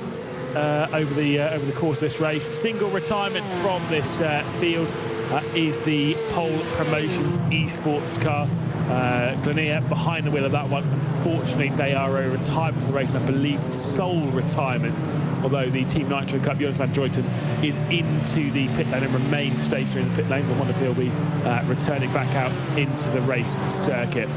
Here's a look at the SP10, Sim RC currently leading, actually just on your screen there, filtering their way through ahead of the Williams Sim Racing, 1.6 seconds. Lion GP then directly behind, 3rd and 4th position for them. It is Kai Schieber ahead of Moritz Lerner in that pair. Tim Yarshall, Falcon Sim Racing, trying to work their way back up into the mix, right onto the rear end of Moritz Lerner at the moment. The two of those separated by less than half a second. Tim Yarshall getting spun round to the opening stint of the race. Luca Domko for the Nürburgring Esports, Eiffel Racing GTU, and then the AC Oberhausen car. And of course, the final in this category, we'll see it in just a second, the SRC Commerce Esports. Ronnie Harnell behind the wheel has received a penalty earlier on. You do also have TSR Racing, who were in the pit lane a little bit earlier on. They are actually the 55th and final car going around this circuit at the moment, with 8 minutes and 13 seconds off of the lead in that given category. It's likely they're pretty much a lap down on the lead of the SP10 category, and an unfortunate start to the day for TSR Racing. Plenty of bits of drama in the SP10s and in the Porsche Esports Endurance Trophy Nürburgring on the opening lap of the race. We're seeing some fantastic fighting in the SP10s between Moritz Lerner in the Lion GP 167 and Tim Yarshall in the 170. One other category to get through though, and that is the lead, of course, in our M2s. BS competition at the moment just ahead of Scherer Esports, and when we say just ahead, we mean it. 0.6 of a second between Niels Koch and Ben Elias Reimer. Not too far behind that is Daniel Muth as well. The three cars there separated by just around 2 seconds. Venari in the 286 in 4th position, with Thomas Eng Sim Racing, Racing Lounge 77 and the Enducor and Smiller Red cars down into 8th position. All of those separate. The smallest gap for the rest of that is about 5 seconds between the Smiller Esports and the Enduro Racing car, Endurocor Racing car in 7th position. The final few positions on this field, Wolf Motorsport Sim Racing, who we saw kind of carrying behind the wheel, unfortunately having some front end damage. They had to come in and serve that penalty courtesy of they got a maple flag, a black and orange flag, meaning they had to come into the pit lane to repair that car. And then it's a Don't Shop, who had a bit of a spin earlier on in the race, and Smiller Esports Green Maximilian Dam down in 11th position in category. And the penultimate car on this now 55 car grid. Some great battles though for the race lead, like we're seeing here in the M2s. BS competition leading by very little. Reimer is knocking at the door to steal that one away. It's tight. It's very, very tight indeed. Brilliant to see in that BMW M2 CS Racing category. Now a little bit of multi-class traffic to consider. Oh, the Scherer was a little bit wide coming out of Galgenkopf with one of the Aston Martins trying to make the way through onto the Dottinger Hoe, and it's now a draft battle between those two at the front in BMW M2 CS. Onto the Dottinger Hoe they go. The switch round will potentially see the Scherer Esports car back into the race lead. I don't think it's any major dramas at the moment. Again, we do see this a lot with Top Flight Esports, whether it is here at DNLS or whether it'll be taking part in next month's 24 Hours of Daytona. The ideas of basically switching round throughout the race is pretty pertinent to hitting a fuel number sometimes. You know, sometimes it's not always good to be out front. If you drop back, you can sit behind and pick up some of the extra fuel that will get you into the pit lane. I think that's less of a problem here because they were coming into the pit lane anyway. But no major dramas in the switches there for now. Moritz Lerner has, though, dropped behind Tim Yarshall, who now gets into 4th position for Falcon Sim Racing. So up to 4th now for Yarshall, who's on a bit of a recovery drive, and they'll be probably throwing that car around as hard as it will go around the Nürburgring Nordschleife. So the Lion board at the moment in 8th place with the man filter car right there at the moment, right in behind. But Lion just gone up to 7th, excuse me. J-Mo Hartling in the man filter car in 8th, right in behind. Mitchell de Jong leading the race just under 19 seconds, but with a little bit of a question mark, shall we say, over the pit stop regulation. I mean, I've just reread the rules, and it says 30-second minimum pit stop time based on the in-game video timer. So, for those who are familiar with iRacing, when you stop, there's basically a timer that opens up in front of you. But surely that would match up with what shows on the timing screen. Surely. Yeah. That's it's kind of one of those ones. If it was like a couple of tenths, I'd be like, yeah, no problem. That's like, I get that. There will be maybe a slight discrepancy somewhere, but 3 seconds is bizarre. It's not under investigation by race control at all. That doesn't necessarily mean that it won't be, but it presently isn't. Yeah, they're quite busy at the moment. Yeah. I mean, the team that got it is close. If you're looking at the pit stop time on the timing screen, it's the same. Nürburgring Esports number 42, Alexei Nezov and their Aston Martin, their pit stop was 30.2 seconds, and their pit stop entire pit lane time matches up to that at 54 seconds dead. So, whereas Coanda were out the pits in 49.9. So that would sort of match up in terms of the difference between them. So we'll keep a watch on that. We'll be constantly clicking refresh on race controls work. It's certainly pretty busy at the moment in that race control room. But you'd also like to think that that Coanda's rivals will also be taking a close watch on that, because they'll be seeing similar timing information to we are. Yeah, and I think it's one of those ones. It's obviously one of those events that, unlike car-to-car contact, which requires the reporting of the drivers involved, the race control to take a look. The pit stop is not the same thing, because it's a mandated thing from race control. It is part of the rules of engagement. That is an automatic investigation from race control. So they will already, well, as soon as they're through and what they're doing, I'm sure there's already some people already looking at it. They investigate each team individually to make sure that they've hit the mandatory 30-second stop. So it's one of those ones of you're either legal or you're not. And race control will be looking. Same kind of thing of like, obviously it's automated here in the sim, but you see it a lot in the racing world with speeding in the pit lane. It's a slam. Like, if you've sped, race control will give you a penalty for it. There's no getting around it. It will be a penalty. Yeah, it's very simple. Yeah, it's you're, like you say, you're either above it or you aren't. It's not like an incident on track with another car where you could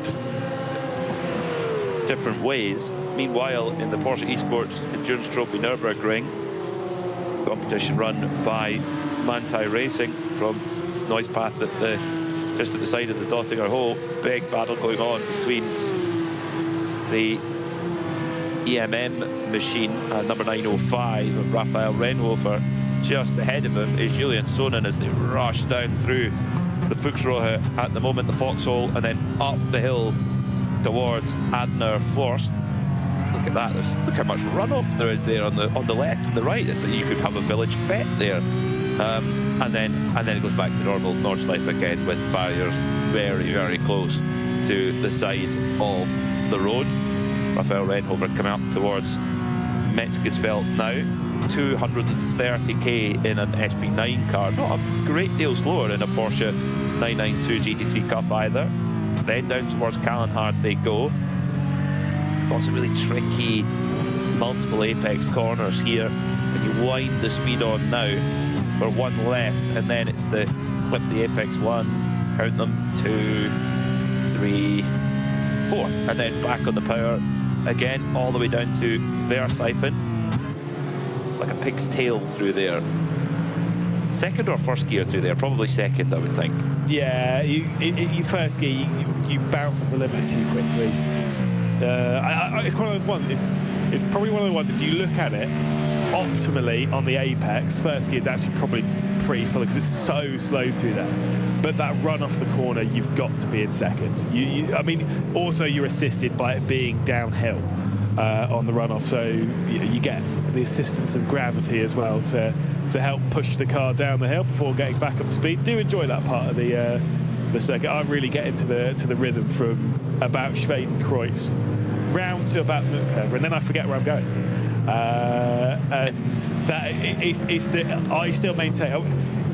I say the third and final sector, but obviously that's just dividing it in the typical motorsport ways of 1, 2, and 3. But obviously there's a lot more around here. But if you do imagine it 1, 2, and 3, right, that final third of the circuit is the part that and I'm sure a lot of people that race or drive around the Nordschleife, that's the part you struggle with the most. Corners come at you thick and fast around that point. It is tight. It is a memory test. A couple of parts of it look very similar, and it catches you out, and there is no margin for error around that part of the circuit. Switch for the race lead in the SP10s. Williams Sim Racing find their way past Sim RC, and the Lion GP car is also closing in. Speaking of the ominous sight in the background, we do have Tim Yarshall and Moritz Lerner, Vulcan Sim Racing, and the second of the Lion GP cars, 4th and 5th in category. I do suspect they might be able to use some of this epic pace to maybe close down a little bit on the top 3. Whether they'll be able to close it down the entire way over the next 46 minutes before they come into the pit lane again, less than that even, I doubt, but I wouldn't be too surprised if we found those two cars back in contention later on in this race. No, I wouldn't either.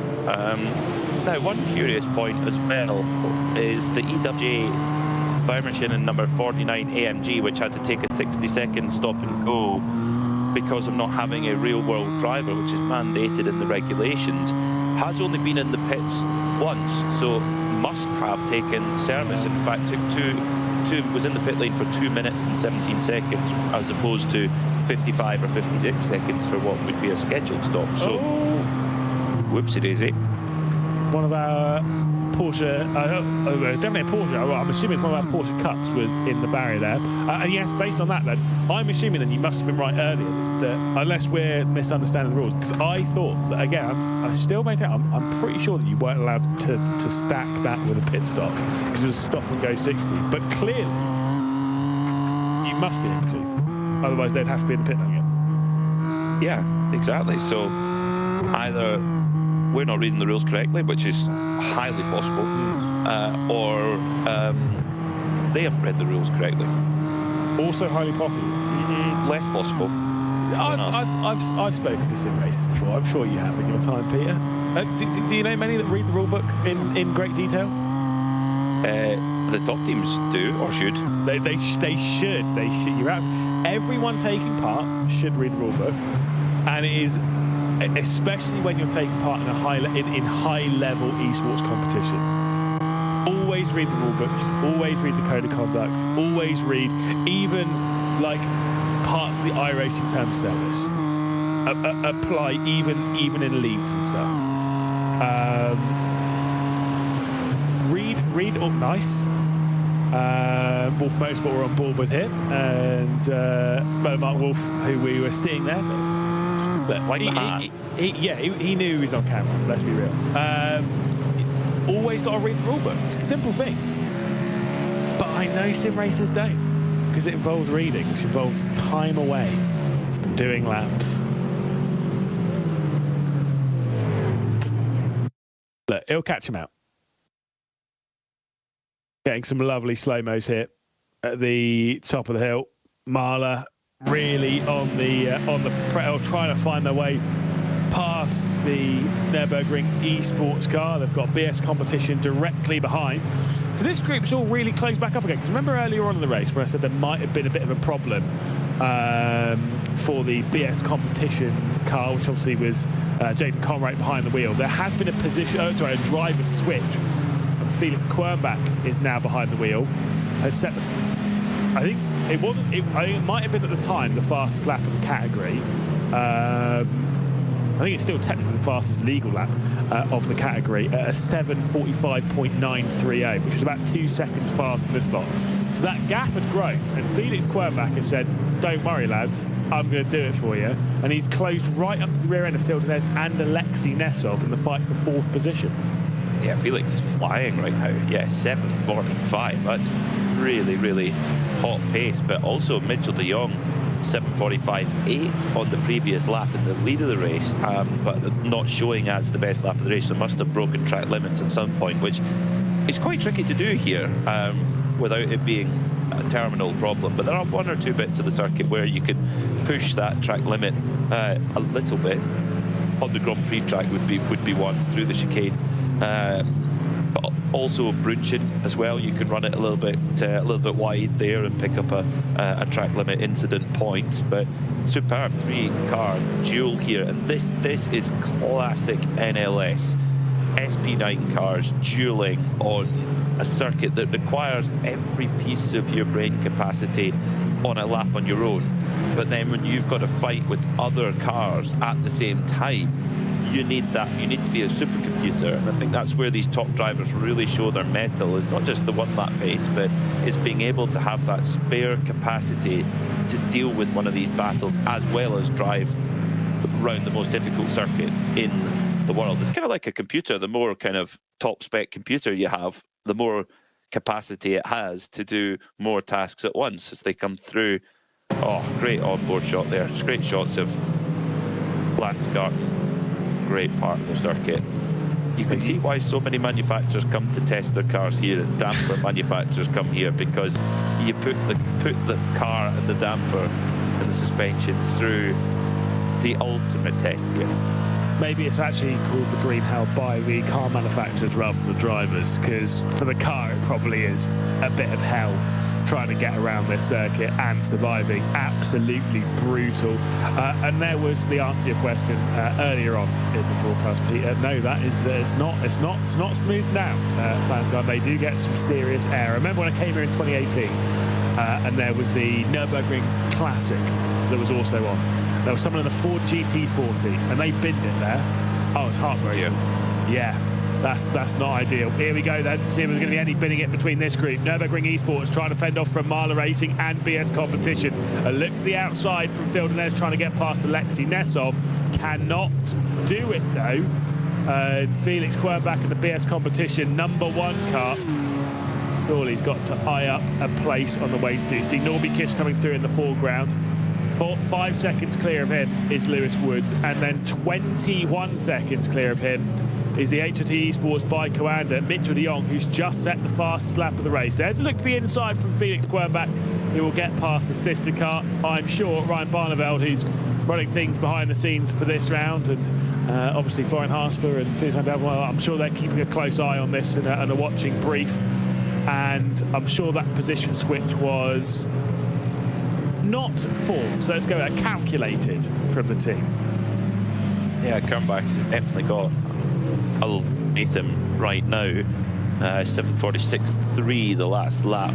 7:45.4 though for race leader Mitchell de Jong right now though. Wow, that is the fastest lap of the race by a decent margin. And in fact, that is quicker than he went in qualifying in round 1. Yeah, not quite as fast as he went in qualifying in this one, because that was a 45.1. But point is, heavy car, and you're still saying that's why tyre temperature is so important in qualifying, because they clearly don't get to the absolute max, and then the pressure of actually getting the lap onto the board, because track position is still very important around here, because overtaking can be tremendously difficult if you get stuck outside of, for example, the top 10 in the SP9 category. It can be so hard to work your way back up into the mix. But yeah, that's an extremely impressive. I thought the pace from Felix Guerlain was impressive, but Mitch de Jong continues to prove why he is one of the absolute best and the all-time greats in the world of sim racing. This is the battle for second position in the Porsche Esports Endurance Trophy Nürburgring, and it is the EMN Esports car Raphael Renhofer trying to keep Coandra at bay. We saw this over the opening hour of the race, and it seems as though we're going to get another hour of this one, Peter. Looks like it, yeah. Brilliant dueling. Meanwhile, similar going on for the spots on the podium in SP10. Moritz Lohner putting the heat on for Lion GP on Tim Yarshall for Falcon Sim Racing, trying to get that spot on the podium. They're only 7.5 seconds off the lead at the moment. Lohner having to keep an eye on one of the SP9s coming through. Is this going to give him an opportunity to pick the pocket? No, he's just deciding, I'll just set this move up later on. Right on the case, though, of the Falcon car just ahead. Been a while since we've seen Falcon on BMWs at the Nürburgring. In the outdoor world, they've run Porsches, a pair of Porsches over the last few seasons, but they used to run one of each, didn't they? And they ran the old M6, I seem to remember. Yeah, I have. You say about Falcon being one of the most recognisable brands. You said about that earlier on the broadcast. Now everyone kind of knows them in the world of motorsport. I have because they give them out obviously every time you go to the Nürburgring 24. I have one of their flags, the little flags they got. I was like, I'm taking one of them. So I got one of those somewhere in this week from the 2018 Nürburgring 24 hour. It's such a recognisable brand, and honestly, it's such a great livery. I absolutely love the livery. It just works on everything. There is not a car in sim racing or motorsport that you could put that livery on and it wouldn't work. You know what I mean? There's some liveries that do and don't, but that's worth it. Yeah, I agree. Yeah, it's really, really, really cool. And the way that they go racing and the focus that they put into racing on the Nürburgring, both in the NLS and in the Nürburgring 24, yeah, highly commendable. And I'm still convinced of it. They are getting closer to potentially winning the race, the big race, the 24-hour overall, particularly if we get mixed conditions, which actually, strangely, we haven't had for a couple of years. We've had fog, but we haven't really had mixed conditions. Now you've said it, Peter. Yeah, come on. 2026. Come on. The year of the wet Nürburgring 24-hour. We did have a little bit of it 2 years ago, now I remember, but not for very... Yes, we did, of course. We started in mixed conditions, and then red flag around midnight, and then we never got back racing again. This is the problem, obviously when it rains, especially with the fog, over the night it can be a little bit not great. I think when I was there in 18, I think it stopped in the morning because of fog, but it did run through the night. I got some great photographs at 3 o'clock in the morning, barreling down the start-finish straight. But it's one of those, I still maintain for the 24, I'm okay with it raining all the way through the race.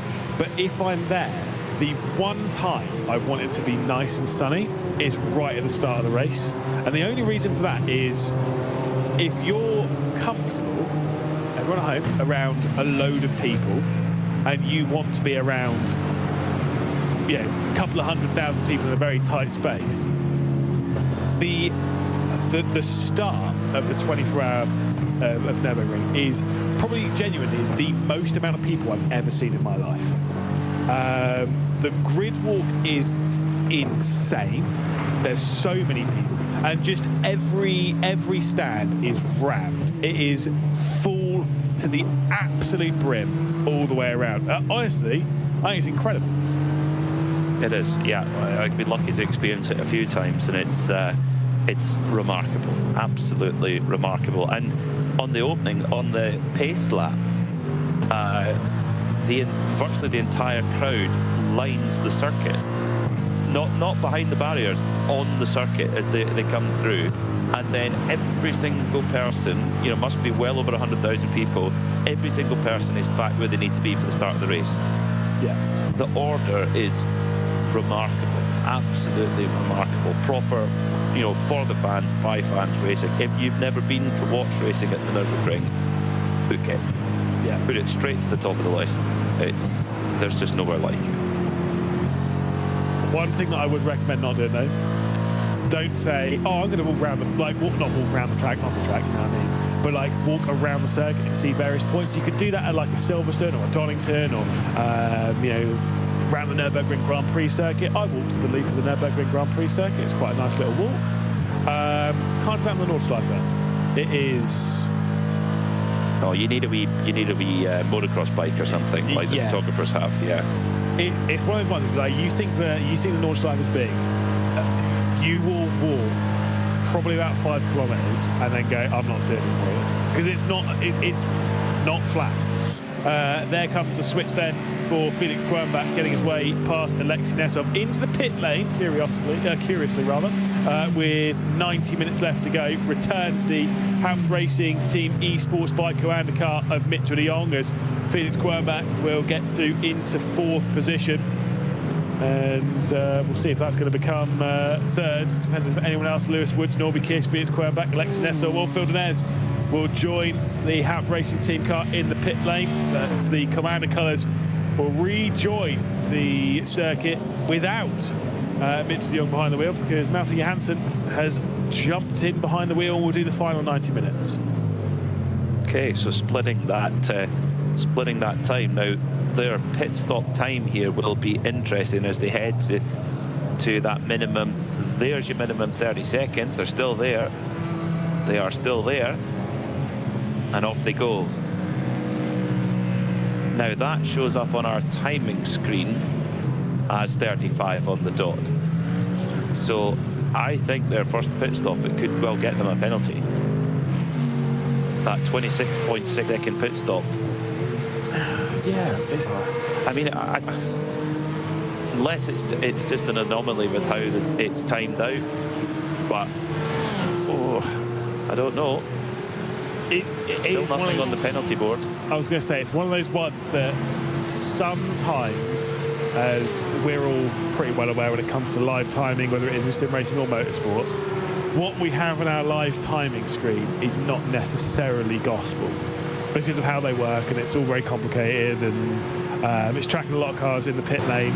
Sometimes things like the pit stop time or gaps are not 100% correct. I wonder if that might be the case for the 4-hour race leading car, or it's not race leading car at the moment, but the racing team Coanda machine. I do wonder if that might be the case with them, because now I look at the pit stop times, everyone is over 30 seconds, and for the sake of the sport, for the sake of the racing, and for the sake of the HRT Esports by Coanda squad, I hope that is the case. I hope that it is just an issue on our timing. For the rest of the competition, though, they're sort of being like, no, I hope that was accurate. I hope that was dead on. Slam dunk penalty, easy peasy.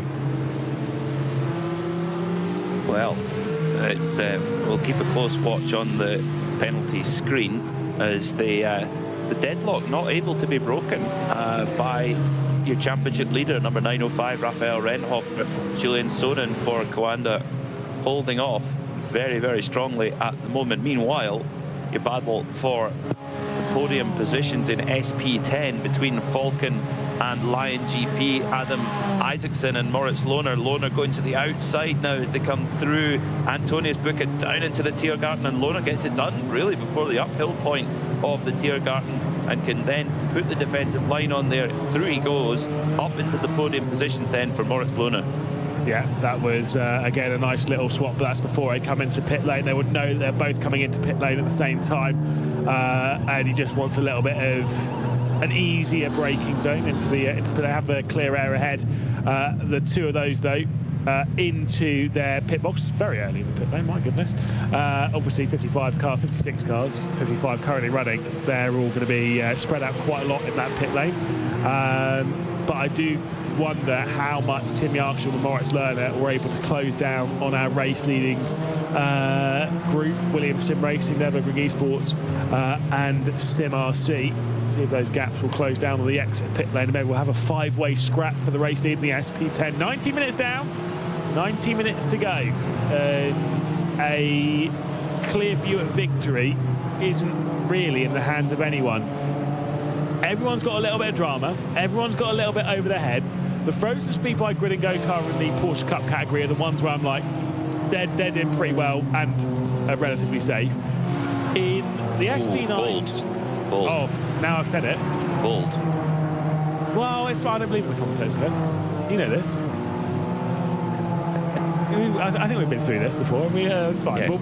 Yeah. No, Arjuna constantly brings it up to me. He's like, I now believe in it, and I'm like, I don't care. I don't. But they're in a solid stead. Not guaranteed, but solid. The SP10s and the M2s are both relatively close, so the M2s are spread out. The SP9s, as much as it is the largest gap between race leader and everyone else, it has the biggest question mark over it as well with the pit stop times. Exactly. Yeah, exactly. So now more switching going on between Coanda 917 and the Carlar Esports Cup, who are in the AM subcategory as well, up into 6th overall in the Porsche Esports Endurance Trophy Nürburgring. Good move there. Plenty moves we see at the end of the Dottinger Hole, setting up through Antoniusbrücke and then into the Tiergarten, but it's big commitment through there. You're talking 270 kilometers an hour when they come through underneath the Bilstein Bridge. Big braking zone here, 250 kilometers an hour, hard on the brakes, down to one of the slowest corners on the circuit. And Carlar hanging on for now. Yeah, especially with the damage on the front end of the Coanda Porsche there, and the 917 Oscar Pike behind the wheel. That dent on the front end. It's one of those ones where I'm sure it's not doing that much. I'm sure it's not necessarily destabilising the front of the car, causing an awful lot of understeer. But it will affect the straight line speed. Even if it's only by 3 or 4 kilometres an hour, it all adds up. And the Dottinger Höhe is long. That run through Kallenhardt down to the braking zone in Tiergarten, it is an exceptionally long run. It just keeps going and going and going. And if you've got any damage on the front of your car, it makes that particularly painful. It'd be like going to do the Daytona 500 and then having an engine issue or, overheating or something with like 150 laps to go, and you're just like, brilliant, there's nothing I can do for the next couple of hours. It really can be frustrating. Now, we've seen a few times on the Dottinger Hole, a little bit, speaking of NASCAR, a little bit of NASCAR tactics being used, a little bit of bump drafting. Now, that is not allowed in the regulations, and the number 170 Falcon Sim Racing crew, the fighting over third place, had reported the 167 Line GP car in SP10, and the Line GP car, Moritz Lerner, has been given a warning this time because bump drafting is not allowed. Now, obviously, that would have been when Moritz Lerner was behind Tim Yarshall. The two of those, I know they get along quite well. Would have sat behind, obviously trying to close up on the top group. That's interesting because obviously, Sim RC clearly are feeling the pressure of those two behind bump drafting and closing their way up. But like I say, it's not ideal, but it is what it is. And race control keeping a watchful eye on all of this. We're getting some big weaving coming in from Phil Nez. Again, this is the you're limited in ability to communicate with the cars and drivers around you. You can flash lights, you can weave, and it always means something. Obviously on there, it means I'm not going past you because I'm coming into the pit. So basically, because you kind of want to encourage the car ahead sometimes to not defend, So then you can keep going quickly around the circuit. I think that's kind of what Phil Nez was trying to pass on there to Alexei Nesov. Norby Kish also in the pit lane in the background. So this will assist the HRT Esports by Commander car up the field. But as JMO Hartling also comes into the pit lane for the Manfilter team, it is Falcon Sim Racing, the 44 and the #1 BS competition car that remain out on the circuit. So those two will do one more lap, return to the pit lane, and then pass the lead back over to Malte Johansson in the HRT Esports by Coanda squad. Driver changes, yeah. Konstantin Scharf for Nürburgring Esports 42, Rainer Talvar for the Mala Ford team.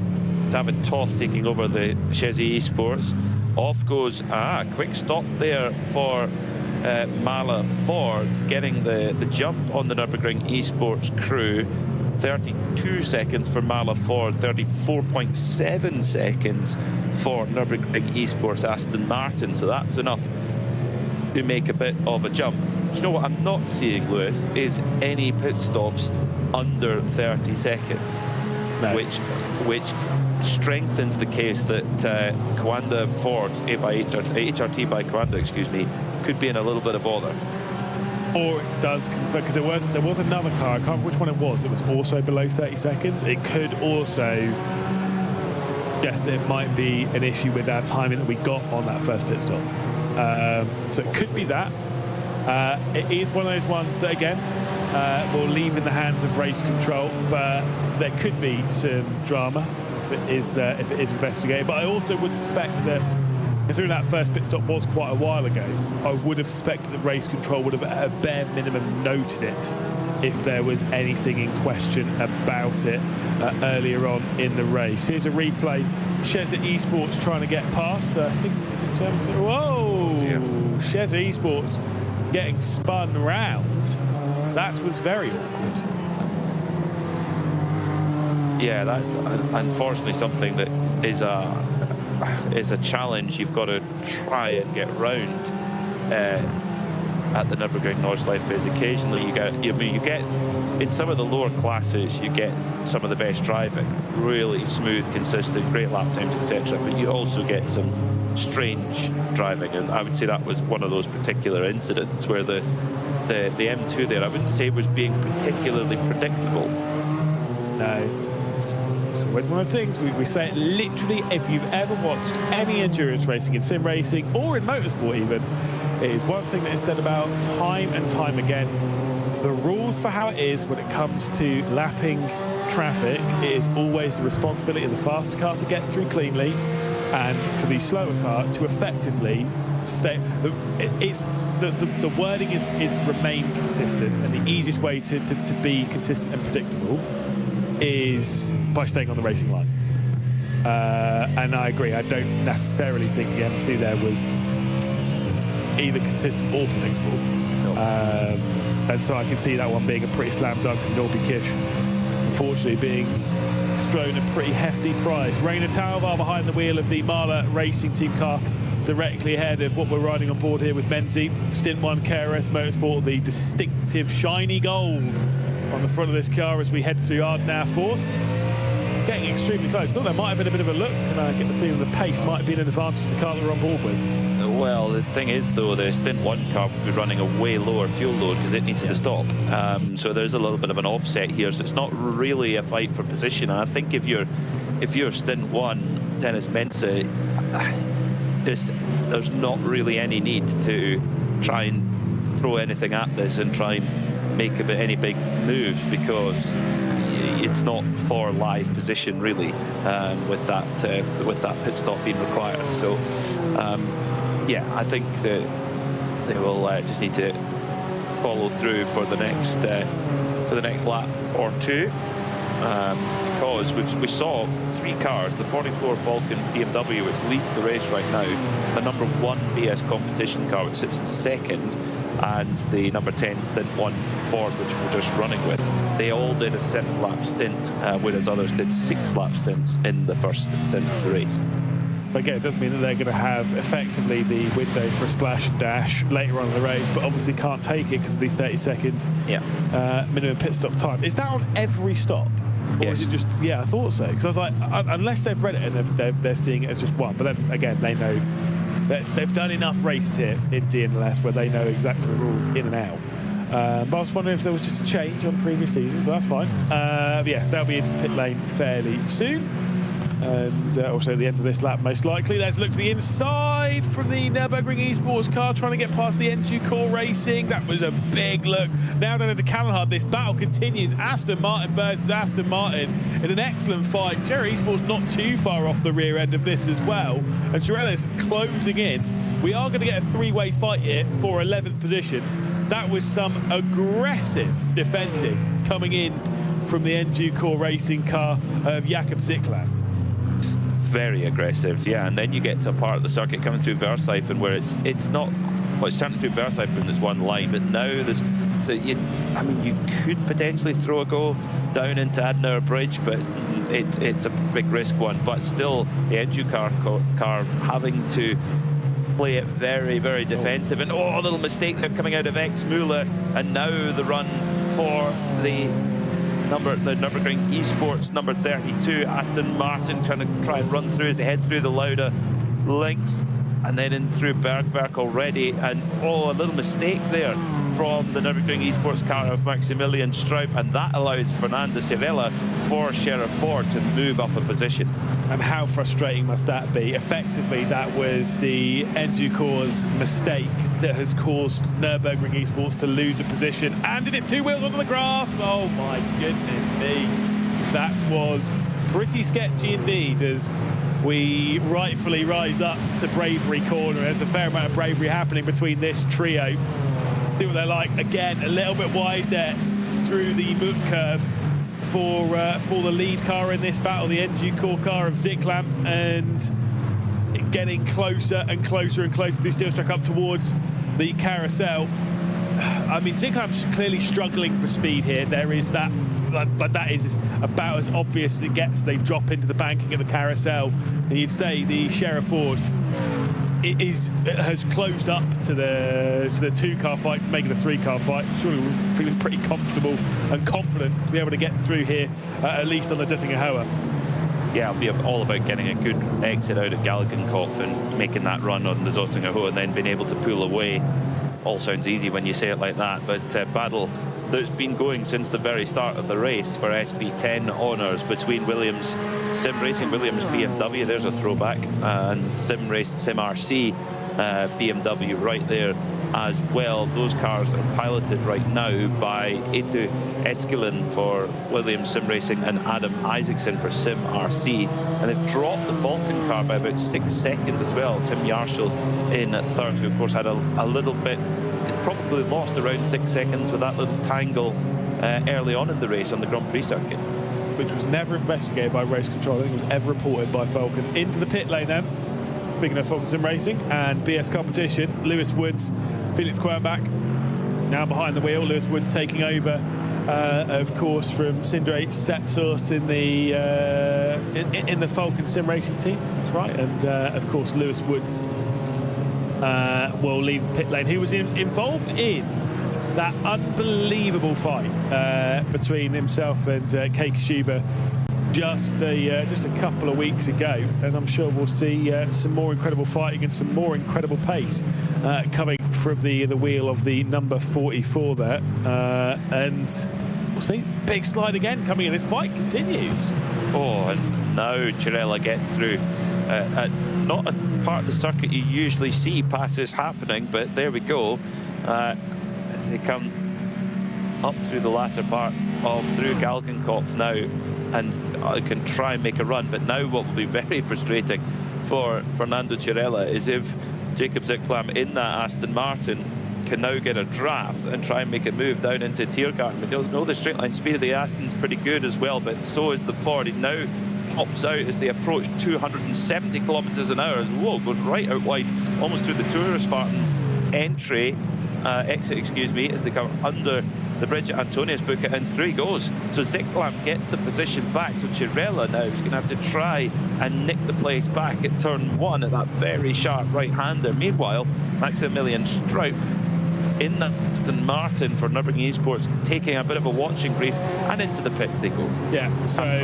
yeah, I was going to say, no wonder Ziglan was struggling a little bit in the engine core car then. Must have been running a pretty heavier machine in comparison, with some fresh fuel and fresh tyres, and Jakob Ziglan will now be able to carry on in 11th position after regaining that one, getting past Fernando Sorella. This is the fight in the M2s between Sherritt Esports and the Nürburgring Esports team for second position. A fair way ahead of this group now. It was tight earlier on in the race. It's now 7.3 seconds to our race-leading BS competition car, Elias Riker behind the wheel. Kockendorfer at the moment behind the wheel of the Sherritt Esports car. Kinski behind the wheel of the Nürburgring Esports car. Running second and third in category, and they're about 30-odd seconds away from the Spiller Esports red car that sits in fourth position. So they are probably in a fairly lonely fight for the next 74 minutes. Well, when just a few moments ago, when we watched that incident between the Sherritt Esports number 26, Mercedes AMG getting into a disagreement with the Racing Lounge 77 BMW M2, that has been reported by Sherritt Esports for causing a collision. Although they're not in the same class, still a report going in. Yeah, I mean, I'm sure they're still going to get those maybe pretty aggressive race driving, those aggressive reports that go with it. It can get frustrating at this point in the race where you get that mild inconvenience in other categories. Suddenly you're thinking, no, I'm going to report for that one. Like I say, a fair amount to be discussed for race control, I'm sure. Very close to the rear end there, the Coanda 918 trying to figure its way past some of the back-marking lap traffic. We're on board with Williams Sim Racing there. And of course, that's the SP10 leader. Sim RC's not too far behind, but one of the EMM cars next to navigate. That's being the fight between Coanda and EMM, third position. The fight for the podium, about a second separates the pair of them. Julian Sullen and Luca Alpert behind the wheel of those two cars respectively, the 918 being the lead of that. You can see at the bottom of your screen the gaps going courtesy of the different classes. The SP10 Williams Sim Racing leader of that category in the battle for the podium in the Porsche Cups. I always once, like, when you're navigating the traffic, that I always used to think when I was driving, it's dependent on who I was lapping and what position they were in class. You shouldn't do this, by the way.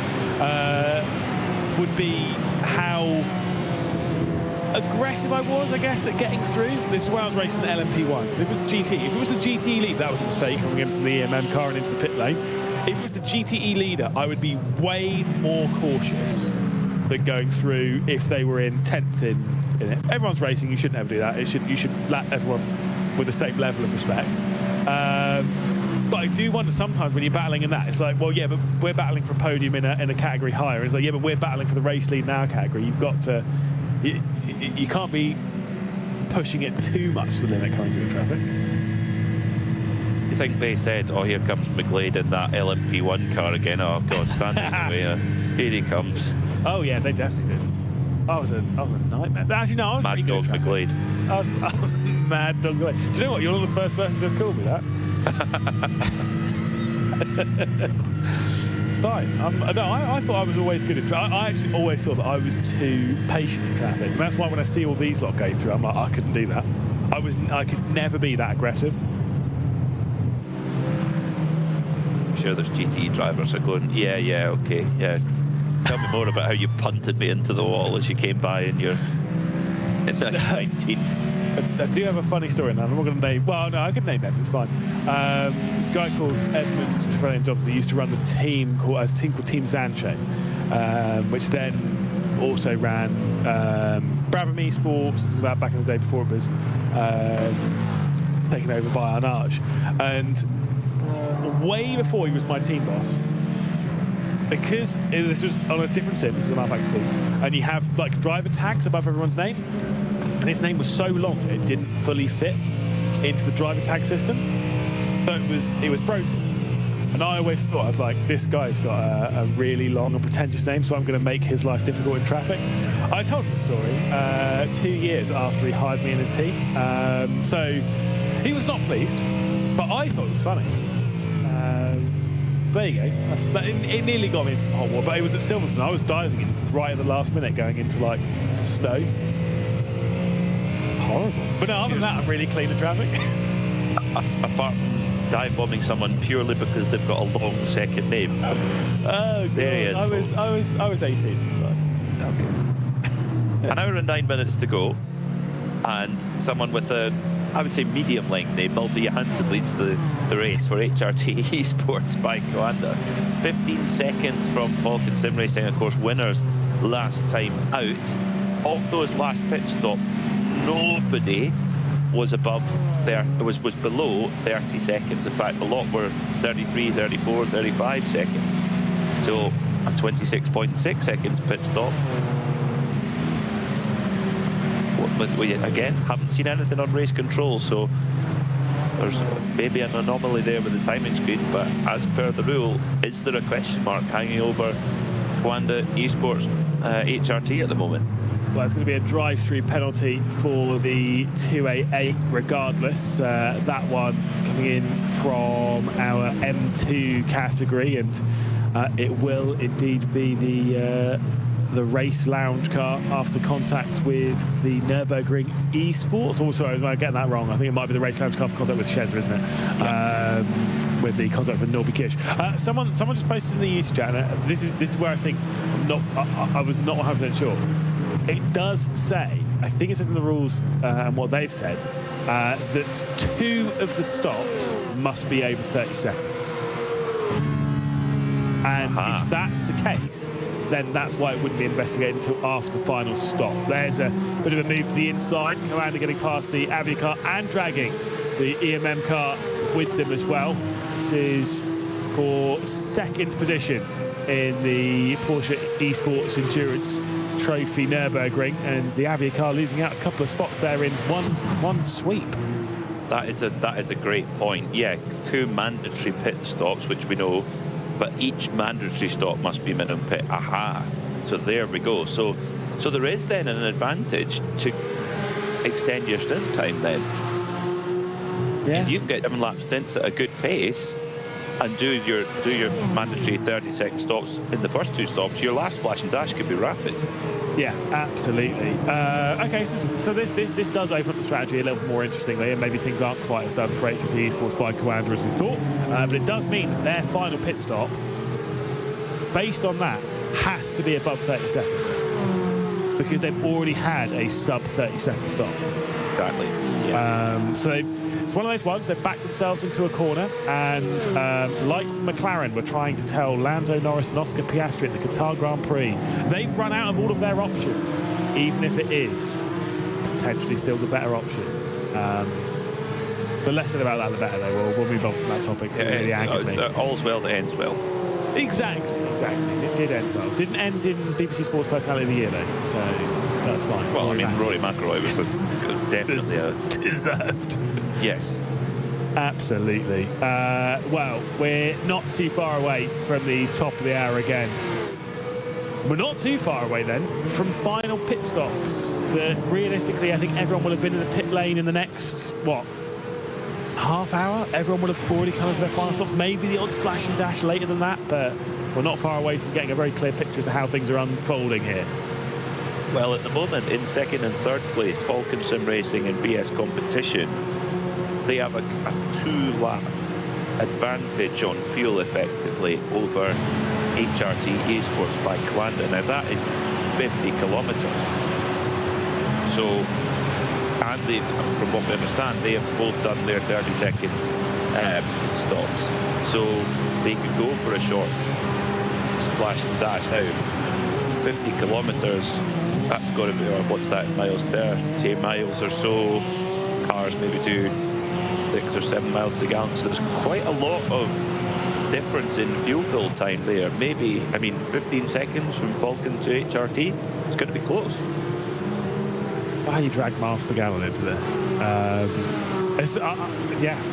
Like the fuel numbers being a little bit skew-if and all over the place for a lot of these drivers and teams. Kind of one of those ones of, as all these drivers and teams will know, you run your own strategy, but you also kind of have to run everyone else's strategy backwards, because you kind of got to know what's going on for everyone else and where they're potentially getting their fuel, especially around here, like in the SP9 category, where clearly there's a different methodology on when you're taking a short fill, whether it's earlier or later, and how that's playing out. And I've always found that was the most complicated part of doing this. Is running your strategy isn't necessarily the hardest thing to do, but trying to figure out what everyone else is doing, and if you're on the right or wrong strategy, can sometimes be extremely difficult. Also can sometimes be completely pointless, because I still maintain that from the start of the race, whatever strategy you've started running, just run that. Here we're going to get a bit of side-by-side as the Lion GP car is going to potentially lose out here and got even forced to the high side of the carousel. Yeah, I really had to get out of it there, did the number 172 AC Oberhausen car. The AC Oberhausen car going through into 8th place in class past the Lion GP machine. And yeah, that's a horrible feeling when you get launched out the other side of the carousel. You're just trying to keep out the wall at that stage. Meanwhile, still the battle going on in the Porsche Esports Endurance Trophy Nürburgring. Julian Reimer trying to get past Elliot Veyron for Coanda Esports. We're not quite able to do it, and in fact, through this sequence, Frozen Speed by Grid and Go, they're pulling away. They're now over 8 seconds in the lead in that class. No Christmas socks for Julian Reimer, but a lovely close-up of his bottle. I guess at least there's that. See what he's got when it comes down to the Dettinger Hoa, and a squeeze up into 2nd position. Obviously, you can see just keeping it pinned, going through the gears cleanly, making sure that you don't bounce off the limiter at any point when you were going up into 6th gear. And it does seem as though the EMM Esports car is going to remain side by side here with Coanda, I believe, when we come off the onboard. And Julian Reimer isn't even going to be able to gain through. Clearly running a very slim rear wing is the Coanda car that is able to fend off and hang on to 2nd position. We still have an hour of racing still left to go. We've still got more pit stops, more drama, and plenty more to follow. We're going to have one breather here, and then we'll come back with the final hour ahead.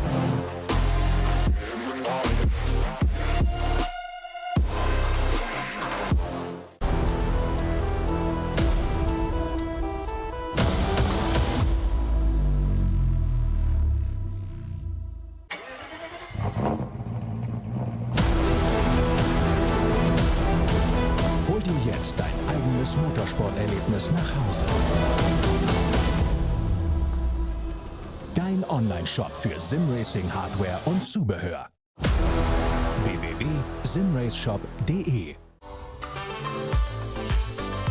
Liebe Fans, Lovely fans. besucht uns auf unseren Social Media Kanälen, Follow us. Auf Facebook, Instagram. YouTube und TikTok. Willkommen bei der NLS.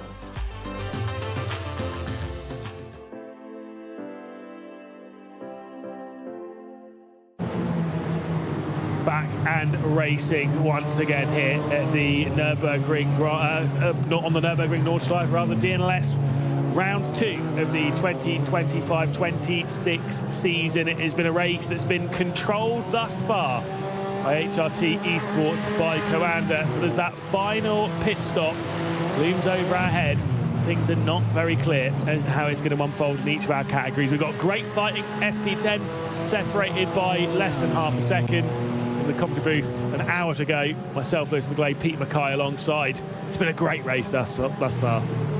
It has, yeah, particularly actually in the M2 and SP10 categories, where the SP10 for FIA GT4 cars and the M2 CS racing cars, it's been very, very tight. I mean, right now in terms of pace in SP9, well, HRT Esports by Coanda dominant in qualifying, same again in the race, and now we've finally got our head around the rules. They are not with a penalty hanging over them, but they will need to have a pit stop of over 30 seconds for their last stop, whereas the two cars chasing them, the Vulcan BMW winner last time out and the BS competition BMW, they do not. How much lower below 30 seconds will remain to be seen. So although the gap right now is 16 seconds between this HRT Ford by Coanda how much are they going to give back at that final pit stop?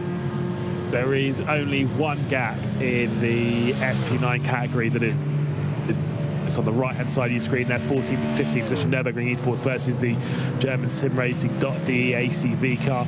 The rest of the field are separated by some relatively large margins, and in fact, two of the category. We've got the Seaback Esports car, that's the one with the Licky Mollo livery on it in 17th position. Then further back, the Smiller Esports Pro and the Eifelgland esports car, they are in the mix of the Porsche Cup category. Not been a particularly good day for those towards the back end of the SP9 category. In the Porsche Esports Endurance Trophy Nürburgring, we've got the Frozen Speed Grill and Go-Kart leading as they have done all afternoon. We're about to head into their pit stop. I think they've just come out of their pit stops rather, and it is the Frozen Speed Grill and Go-Kart at the front. Elliot Veyron behind the wheel now of the Coanda 918. Julian Reimer for EMM. We've got two EMM cars, the 905 and the 914, for the lead of the AM category being Spiritless Racing, who did receive a penalty earlier on after an incident down into T1. They're ahead of the Carla Esports Cup car. That's 5th and 6th position for them. We get to Dura Esports and the Coanda 917. Under a second off of grabbing 7th position away. It does seem as though the AM category is pretty much in control of Spiritless Racing as well. That gap's about 15 seconds to the car behind, but no real major chance of him closing up to Will Chadwick, who's behind the wheel of the EMM Esports car that sits in 4th. The rest of this category we'll see in 9th position, the Avia car. We've seen them maxing off behind the wheel, having a great couple of fights. Sherra Esports in their second car, the 916, with Shezza Esports, then GHD, the second of the, well, technically the first of the Sherra Esports cars, but it was the second one on the road, 906. Sits down there in 13th position with the Foso Tech by WMS. Two retirements from this category, Team Nitro Cup and Pole Promotion Esports. We only have two retirements, Peter, and they're both there at the back end of our Porsche Cup category. Yeah, the level of attrition's actually been really low, which is great to see. Shows the quality of driving standards has been really, really good, because around this place, it's the tiniest error and it can be a complete yard sale crash. So big respect to all the teams and drivers, because they're taking on the ultimate challenge here, and brilliant to see such a low level of attrition. Great fight there between the EMM and Coanda cars that we're seeing on our screen. That is the fight for 2nd position. Julian Reimer and Elliot Veyron. We'll come back to that, I'm sure, in a few moments' time, because they're separated by a quarter of a second. We'll drop it on the SP10 category, where Williams Sim Racing currently in a 1 second lead over Sim RC. BMW versus BMW at the top end of the SP10s, and I suspect that might go all the way to the checkered flag. They've not been separated by more than a second for particularly long this afternoon. Doesn't seem as though that's going to be changing. Falcon Sim Racing, Tim Yarshall on the comeback drive up to 3rd position, and has been able to break away from Moritz Lerner for the Lion GP team. They have now started to build gaps between them. Nürburgring Esports will sit in 5th position with the Eiffel Racing GTU car in 6th. SRC Commerce Esports have dragged themselves off the rear end of the field in the SP10 category, courtesy of Lion GP. Dropping back, we saw Nico Schiffer having a couple of moments a bit earlier on before we went to our break, and the AC Oberhausen RR car, they had got ahead of the Lion GP car with that move into the carousel. They now find themselves behind once more. TSR Racing remain in 10th position at the rear end of the field in the SP10s, and they are now 53rd overall, the second last position, and in and amongst the M2s, which currently is being led by BS Competitions' Elias Riker. It's been a great drive thus far, 11 seconds clear of Maximilian Kokendorfer. Sherra Esports currently sat in that 2nd position, involved in a very tight fight, just 0.4 of a second between themselves and Nürburgring Esports is 285. Gregor Kinski behind the wheel of that car. Then 1 minute and 41 seconds, 100 seconds of time all the way back to the NG Core Racing 276 in 4th position with the Smiller Esports Dread. Walker Motorsports with a freshly, obviously earlier on in the race, repaired front of the car. Connor Karnick is behind the wheel once more of the 275. about 5.6 seconds to close back up to Leon Manning. Then it's Thomas Engerson racing the Heikki Schaefer-driven car, 7th position in category. Then it's Venari, a Don't Shop, Smiller Esports Green, and Racing Lounge 288. Currently sits a couple of laps down on the field. That is your update on where things are currently standing, with 55 minutes left to go. The race being controlled by HRT Esports by Coanda. They did have some drama though a couple of weeks ago. Is that maybe looming on the horizon once more? This though is the fight for second in the Porsche Cup. EMM Esports Championship leader number 905 back into second position. Elliot Veyron for Coanda in the very iconic purple and orange colours. And oh, he's going to go try and go around the outside. Surely not, is he?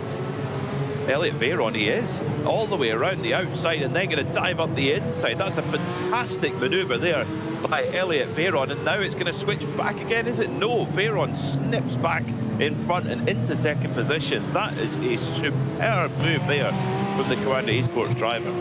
Brilliant bit of fighting. Unfortunately, it's not for the race victory. It's only for second, but you've got to be thinking long game in the Digital Nürburgring Langstrecken Series. You've got to be thinking points. You've got to be thinking stealing away second position is still better than third. So play the long game. It's not a particularly long season, and you need to be scoring some solid points on a very consistent basis over the 4-round run of this championship. And also a reminder as well, this is one of those things that kind of only really hits home when you start thinking about it. We are on the 20th of December.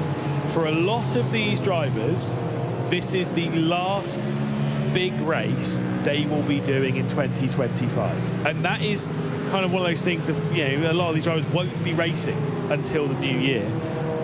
Some of them might not even be racing until we do the Daytona 24 out in the middle of January. So you've got to be thinking, well, you've got to end the year on as much of a high as possible, on a victory, on a bare minimum a podium. You'd hope so. Yeah, it's that last day of school scenario where we might well see the drivers throwing everything at it.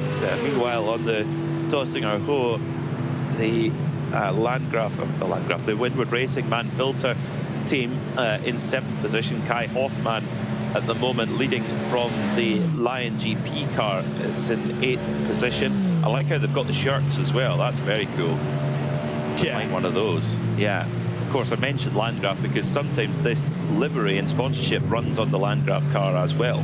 So it's like it's an AMG livery that seems to switch about from team to team. But Windward Racing is what the team that are running it right now. How relaxed does he look?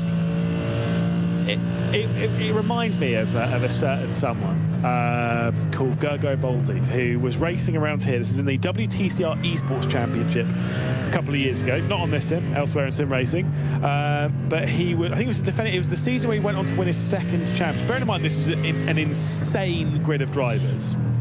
He'd pulled away from the rest of the field so comfortably. He was genuinely driving around this circuit eating marshmallows. There was an onboard shot of him, just casually, just chuck him on him. That is calm. I don't think that was an onboard driving shot somehow. No, I don't. Well, weirdly enough, I don't think it was. But no, either that was the most calm position you've ever seen behind. It can't.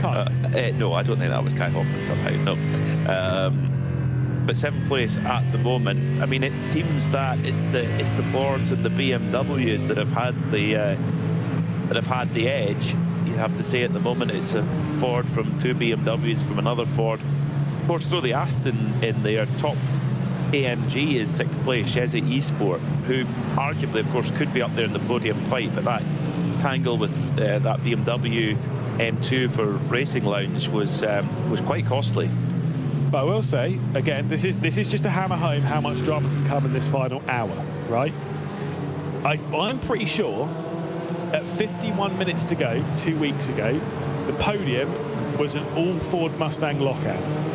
And the podium ended with a BMW M4 taking victory from a Ford Mustang from an Aston Martin.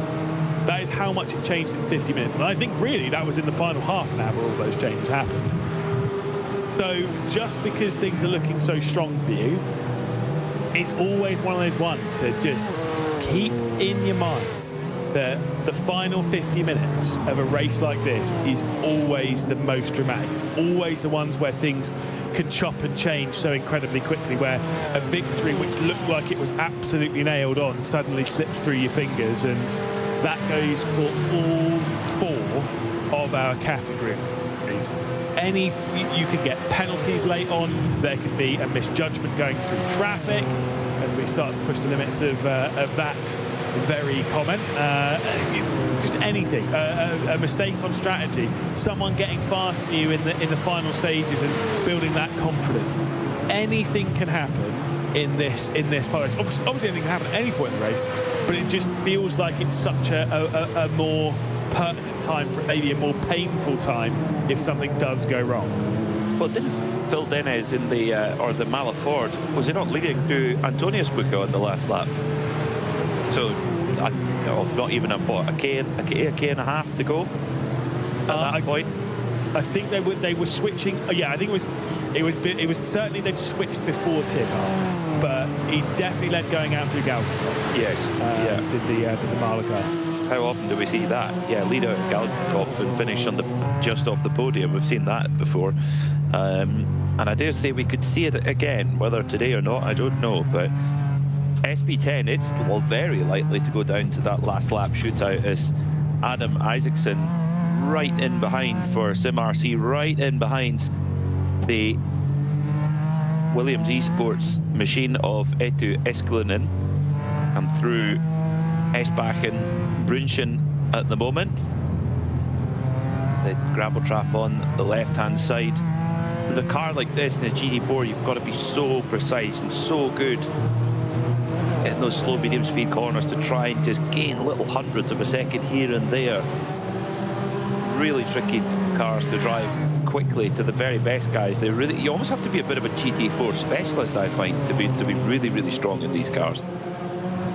Well, that's what I think, because I remember when, a year or so ago, Moritz Lerner was one of the absolute best in this car, and partly because he was obviously doing DTM Trophy. But you're absolutely right. I think because these cars drive so differently to the GT3s and the SP9 category, that just because you're fast in the SP9s does not mean that you're going to be fast in the SP10 category, because they're just too different. It's almost as if it's a completely different combo. In the same vein, it would be like saying, oh, well, you're fast on like the F1 games, so you'll be fast in the F4 on iRacing. It's not that they're way too different. They're not. It's just not the same thing. No, definitely not. Definitely not. That battle though between Coanda and EMM still carrying on. Elliot Veyron leading on to the Dottinger Ho in second in class, 11 seconds now behind Frozen Speed. So that battle between Coanda and EMM for second place has allowed Frozen Speed to just pull away and you take full advantage. Coanda with the fastest lap of the race there with an 8:01.6, which is quite a bit faster than the rest of the field, as Sim RC getting it right in there close in to Tiergarten behind that Williams Esports machine. And mirror image in the Porsche Endurance Trophy Nürburgring. Love it. Yeah, the switch has gone the way of the EMM car. Let's see if Elliot Veyron can work their way back through. We saw those SP10s work their way into the pit lane for the final time this afternoon, and so I'm heading on the outside. An outside run though into the opening corner, and it is going to be the EMM car a bit deep on the brakes. Bit of contact between Julian Reimer and Elliot Veyron in the Coanda car. It's got a bit of a knock to the front right there, did the Coanda, but I think that's all fair. They're just racing hard at the moment over second position. Nothing bad came of it. They're all still going. Julian Reimer in the EMM Esports 905 is still able to hang on with 46 minutes left to go, and a final pit stop not too far away for them as well. Got to talk one thing when it comes to gaps. If the Falcon Sim Racing Team's final pit stop in the SP9 category is shorter than HRT Esports by Coanda, do not rule them out of it, because Lewis Woods has been firing in some very impressive lap times. He's been closing that gap down. It was like 18 or 19 seconds when I looked at it about 20 minutes ago. and it is now 14 seconds. I think it's just dropped down because Malte Johansson has come into the pit lane with 45 minutes left to go. But I'm very curious to where Lewis Woods is going to be post the Falcon Sim Racing pit stop as they take over the race lead. Well, theoretically could go 2 more laps. Quite a bit of fuel. You know, if you think about it, you know, a full tank is going to be, say, a 6-lap stint. That is in terms of kilometers. Now, what's that? 150 kilometers roughly. So if you're saving 2 laps, you know, third of a stint, third of a tank, that's 10 seconds. Yeah, on the fuel pump. So that is all of a sudden we've got a race on. Yeah, I think, like I say, I would certainly not be ruling Falcon Sim Racing out of this one at all this afternoon. They are definitely involved in the fight for the race lead, as they were obviously 2 weeks ago. Could be an opening double. Falcon Sim Racing stealing away the victory from the HRT Esports Bike Coanda squad once again. But that's still a fair way away, and we'll wait until they come into the pit lane to make any decisive remarks in that one. Through Arenberg after going through Schwedenkreuz, and as they went through Schwedenkreuz, getting a little bit of a look, the sun is getting quite low, and there are a few points on this circuit where it can be pretty blinding. Mostly is through Schwedenkreuz, and even the run up towards Flugplatz, you're pointing basically in that direction and climbing a hill. The rest of the circuit's not too bad. Going to get a little bit of it here, but it's more on the left-hand side, so you're all right. And then the only other time you kind of point in that direction, I think, is the breakers over Kalmar, but there's also a lot of trees around, and you're going downhill, so it's not too bad. But one of those things to keep an eye on. Elliot Veyron just not putting too much heat on here, keeping it nice and smooth and tidy. Just trying to pick his moment with 43 minutes to go. I mean, really, do you want to lead out of Galgenkopf? I'm not sure you do. I think you want to kind of take a watching brief, really. So do you just kind of play with it and want to sit yourself in the right position? And I guess, you know, if you're, I mean, the lead is really gone. 12 seconds up the road now for Frozen Speed. But so if you're Elliot Veyron in this third place Coanda 992 GT3 Cup machine, do you just sit behind and not go by on the Dottinger hole? Do you actually breathe out the throttle when you're in the slipstream to not go by and then make your move at the end? Can you do that? Can you have the restraint to do that for 42 minutes? The only thing that I would say about leading is that I think you've got a few more tactical cards than you can play. So take, for example, through Galgenkopf, and I think we will see this a little bit on the final lap, because a lot of the sim racers are very well aware of this. Being brave and backing up into the car ahead through Galgenkopf, because what you do is you effectively limit the gap. You want to be leaving Galgenkopf with the car behind right on your rear bumper, because if they are there, there's not much room for them to work into slipstream-wise, where what will end up happening is they'll work a little bit into it, they'll gain a little bit more speed, they'll pull out into the clean air, and they've not got the overspeed to do anything. Whereas obviously the car behind wants to be probably about 4 car lengths back, maybe a little bit more, and then you use that slipstream to kind of build that speed up, so you've got such an advantage by the time you get to them. There's nothing they can do about it.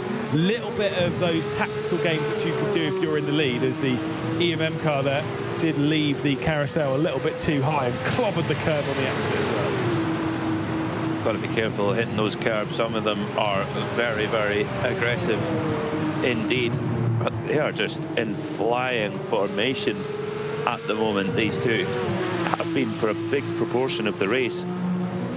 Car 905, of course, pole sitter twice, winner last time out. Looks like a second win in the row is going to be difficult from here. It's likely going to need a mistake from Frozen Speed, who are 12 seconds up the road as they come crest the hill towards Esbach and Brunchen. And we'll get our first look at the Dottinger hole tactics here between this pair who's going to... It's almost like a game of chess, really, isn't it? Of where do you want to be, where do you want to position the car? And look at this. Couple of car lengths lost there between the EMM car in second and Kawanda in third. But is that actually deliberate?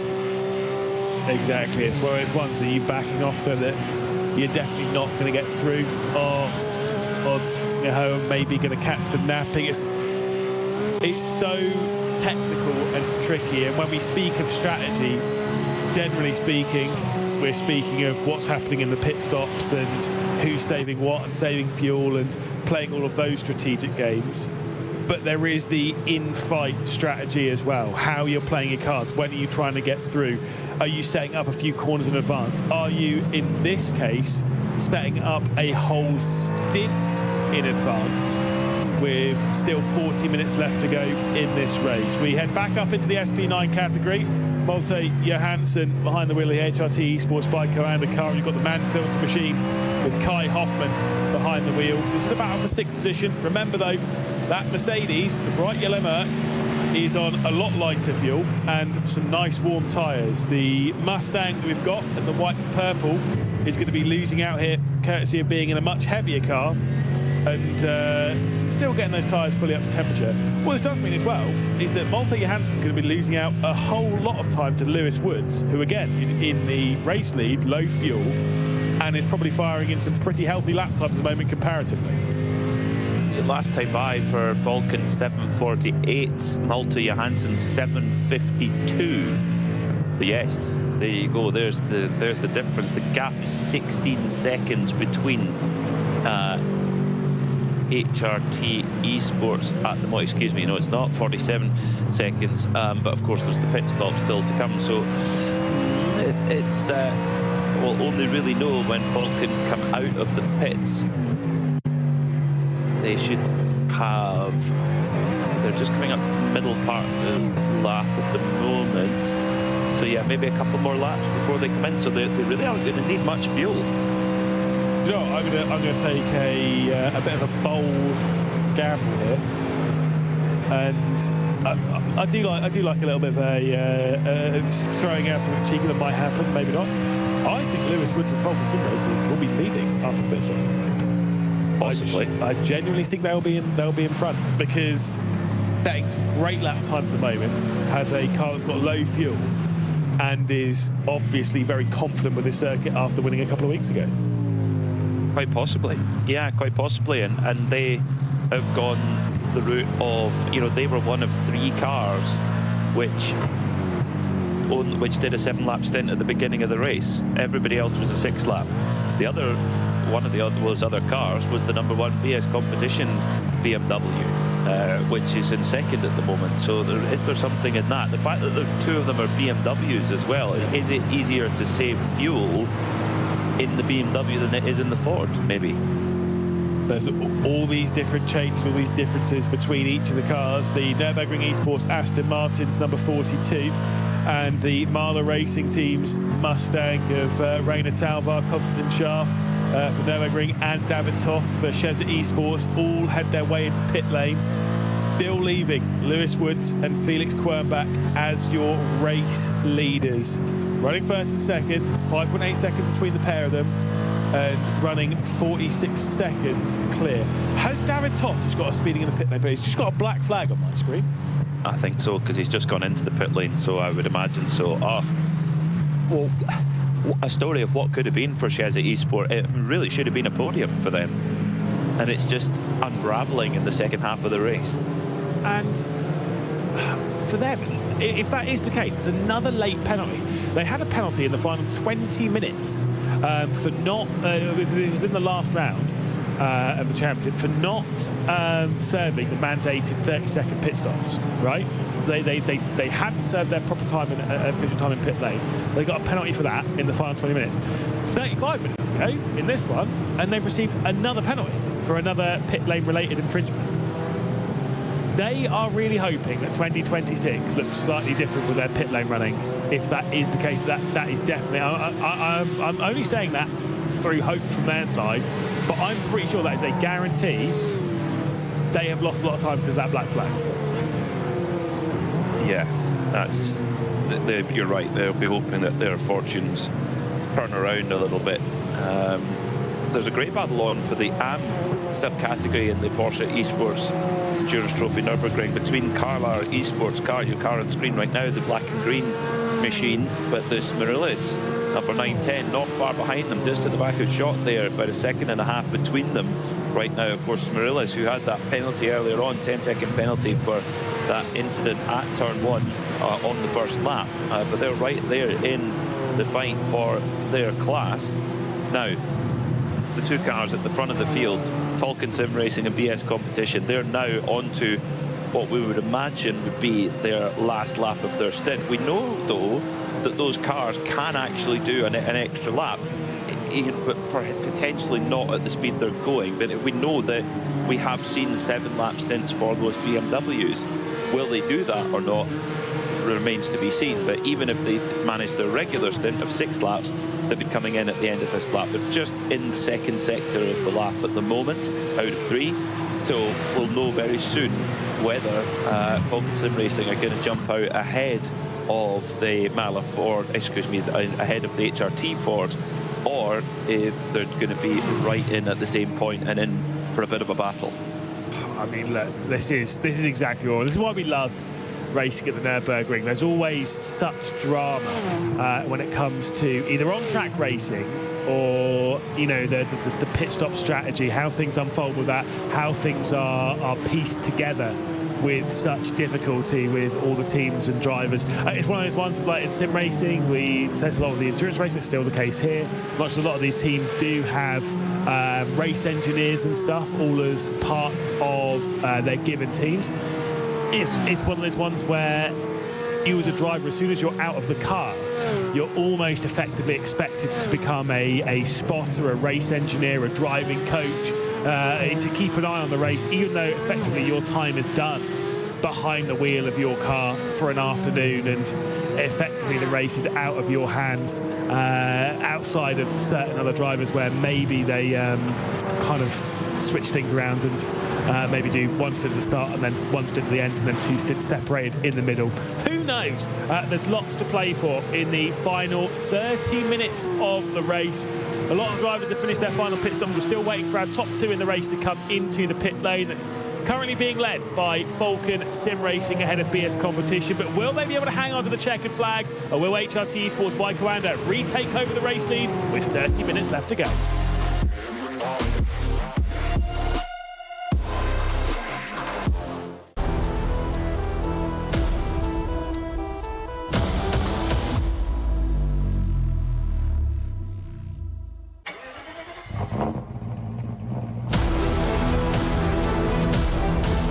Hol dir jetzt dein eigenes Motorsporterlebnis nach Hause. Dein Online-Shop für Simracing-Hardware und Zubehör. www.simraceshop.de. Liebe Fans, Lovely fans. besucht uns auf unseren Social Media Kanälen, Follow us. Auf Facebook, Instagram. YouTube und TikTok. Willkommen bei der NLS.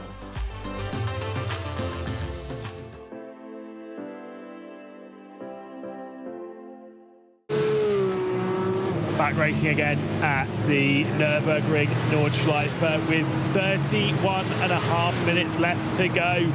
We are ready for another rip-roaring finale, as we had just a couple of weeks ago in a dicey fight for the top 2. What are we going to get here with very little time left on the clock? Myself, Lewis McGlade, Pete Mackay alongside the commentary booth.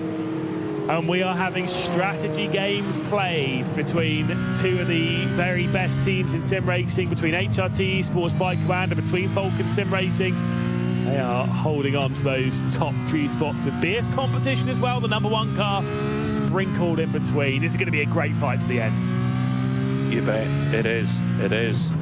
Brian van der Grijp in the 992 GT3 Cup machine, 9th overall at the moment, but we're trying to chase down Carlar Esports. The gap's now gone up a little bit though to 2.6 seconds to Carlar, to Smirillis. So Brian van der Grijp going to have to really get the hammer down as he comes through the Beloff S. I think it's my favourite part of the circuit here. Just over the crest, car goes light, and then down through this super quick right left. You get it wrong here, it's bad.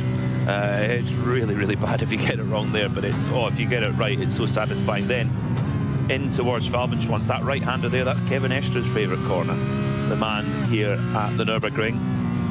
Then towards Kleine Carousel. Very nice and smooth there from Ryan van der Grey. Absolutely buttery through this final portion of the circuit. And you get a real understanding, and it does have some damage on it, by the way, as to how little margin for error there is around the circuit. And it is one of those ones where through that final section, you've got to know which curves you can attack and which curves you cannot, and that is easier said than done. Felix Quernbach, by the way, for BS Competition, remains out on the circuit, sets the fastest lap of the race, faster than pole position, by the way, 7:44.816, an absolutely incredible lap. Meanwhile, the 44 of Falcon Sim Racing and Lewis Woods is into the pit lane. Our BS Competition in the fight for the race lead, if they're able to set times like that with one final lap left to go out on the circuit before coming into the pit lane, it'll be a very short splash for fuel. Do not count them out. They're in it, yeah, because they were only 5 seconds behind Falcon, and Falcon have appeared. Yes, they have. They've come out in front of HRT Coanda by a good margin, 9.4 seconds at the moment. Actually, just coming down to about 9 seconds, but that's a huge jump for Falcon Sim Racing ahead of HRT Esports by Coanda, who appear to be losing this race now, not on pace, but on pit strategy. That's all. Yeah, I mean, look, it's one of those ones to look at where I'm thinking, wow, is it a race potentially thrown away by HRT Esports by Coanda? It's just a strategy they're running? Or the Mustang's too thirsty. Or the Mustang's too thirsty. You're absolutely right, because BS Competition and Falcon Sim Racing both run those BMW M4s like you've said, and maybe they're just very economical around this circuit. And they, relatively speaking, it's still motorsport, isn't it? And they're making it work. And the Mustang, maybe not so much. It's also one of those ones that kind of changes round on round. I've got to say, Reddit Talvar's got a bit of damage on the front left of his Mustang, just a little bit. Bodywork dented in a touch. I'm sure it's not going to help, particularly on the jutting Ahoa, as he will get up to the back of the Sim RC car, who's dropped 5 seconds off the back of Williams Sim Racing. We were thinking that battle for the lead might go all the way down to the checkered flag in the SB10 category. 5 seconds now, Williams Sim Racing hold the category's lead.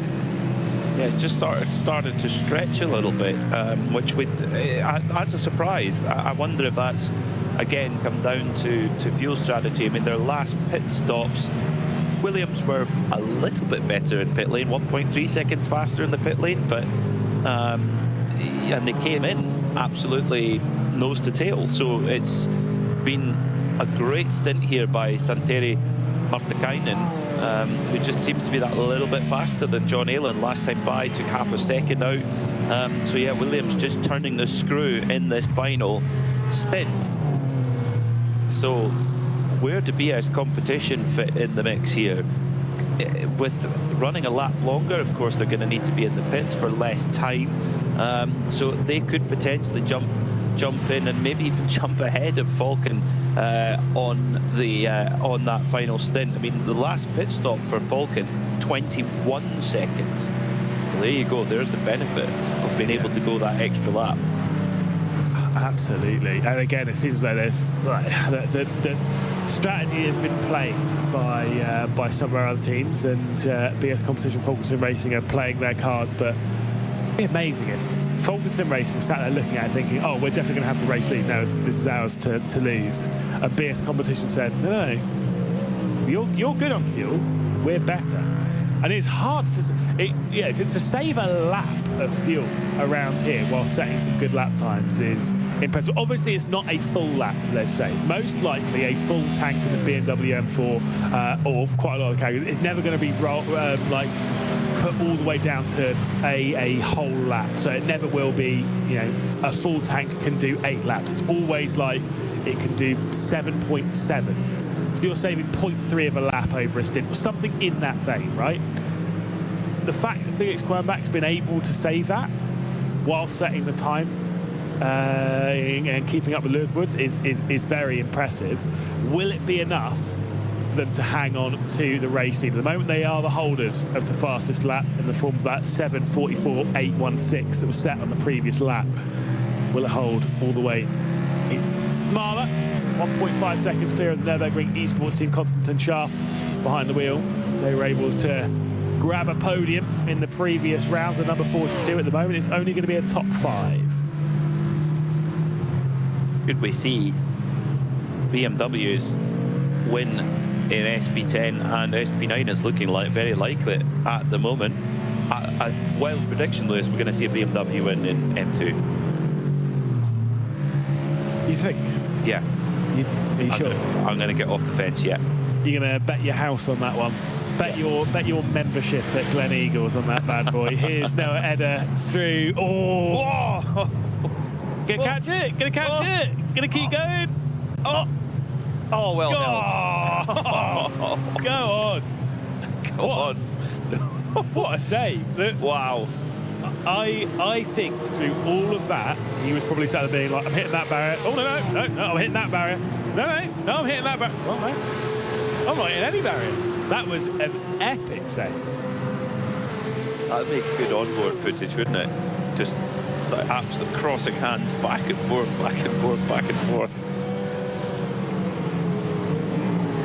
Wow. Saving the season. That there is why I tend to race front-wheel drive touring cars these days. Much easier to save those, isn't it? You start sliding the rear end, point in the opposite direction, and slam the throttle down. That requires an awful lot of skill, especially there.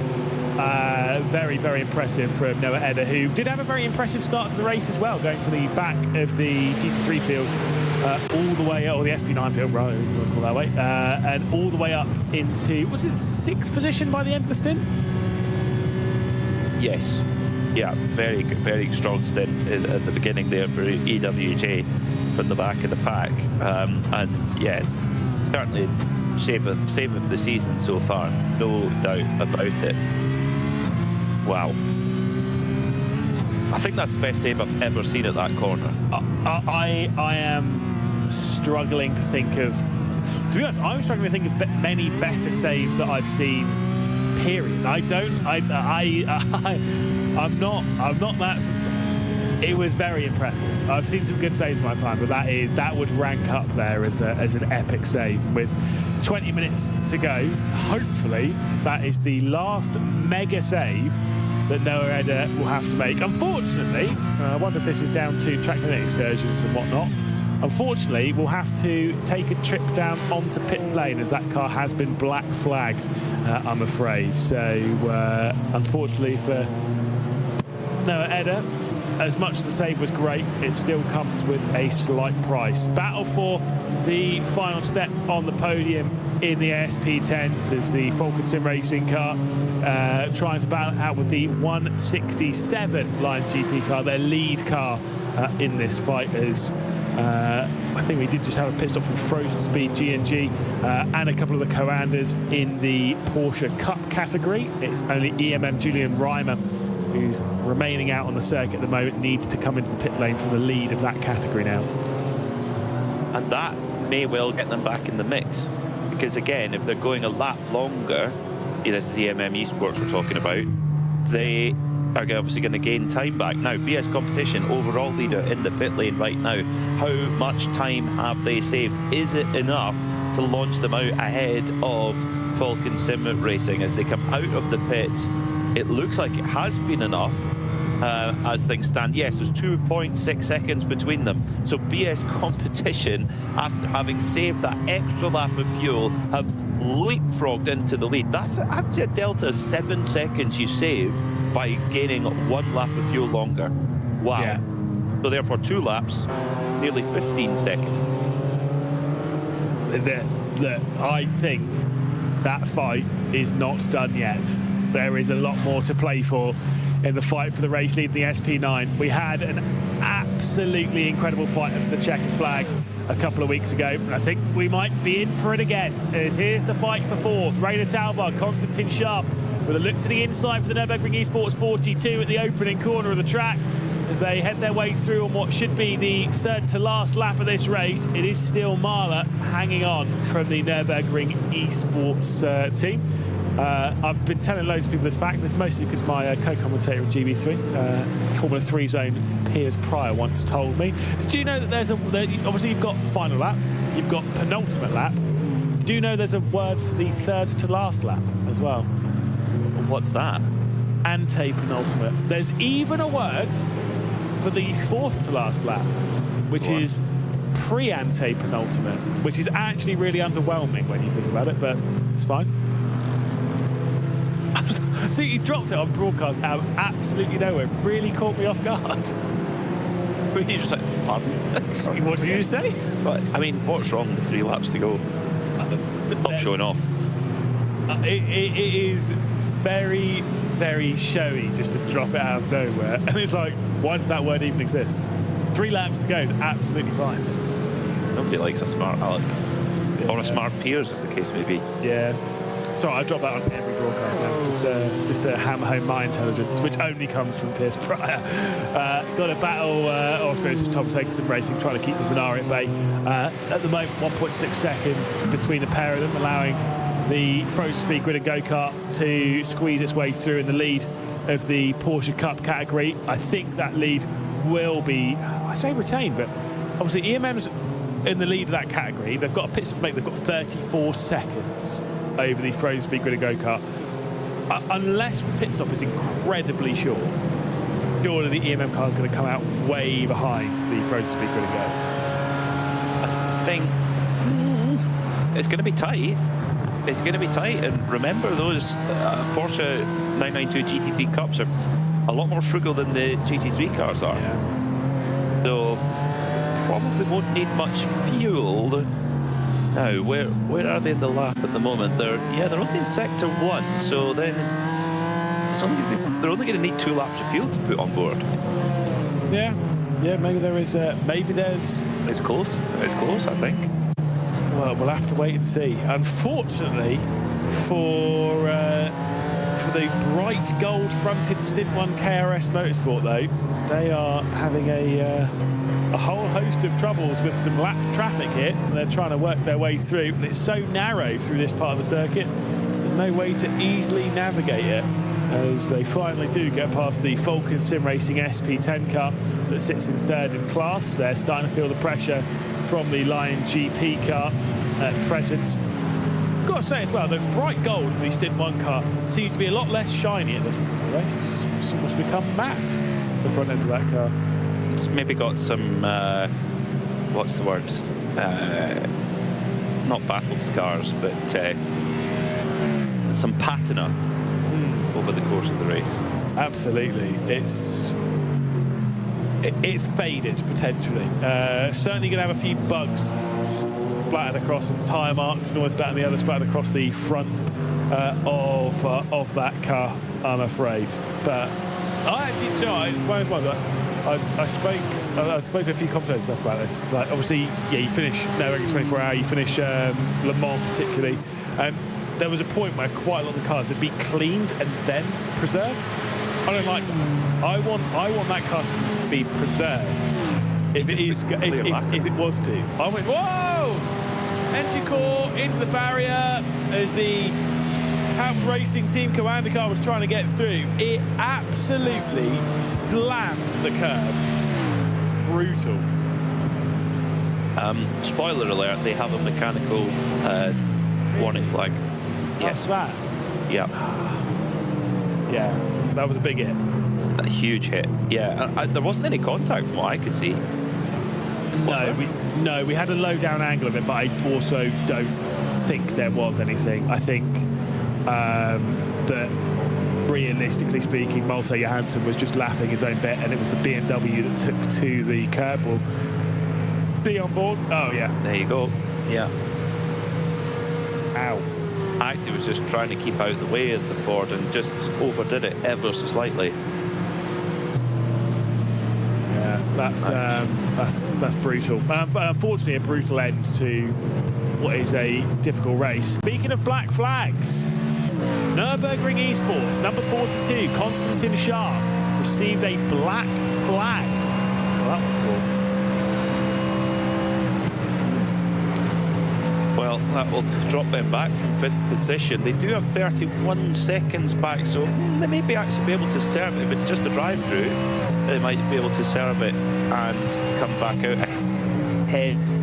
Manfilter team, so 31 seconds between them, so touch and go. At the front of the field, it's 2.8 seconds in the second sector, which is the first kind of flying sector. We were able to get a read on them. Felix Kernbach, in the lead of the race, has pulled out 0.4 of a second through that middle part of the lap over Lewis Woods for Falcon Sim Racing.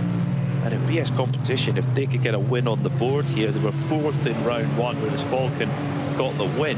That would be a really useful win for their championship campaign. But Falcon was 2nd place. Even if they can't get that win today, a 1st and a 2nd will make them championship leaders going into Christmas time.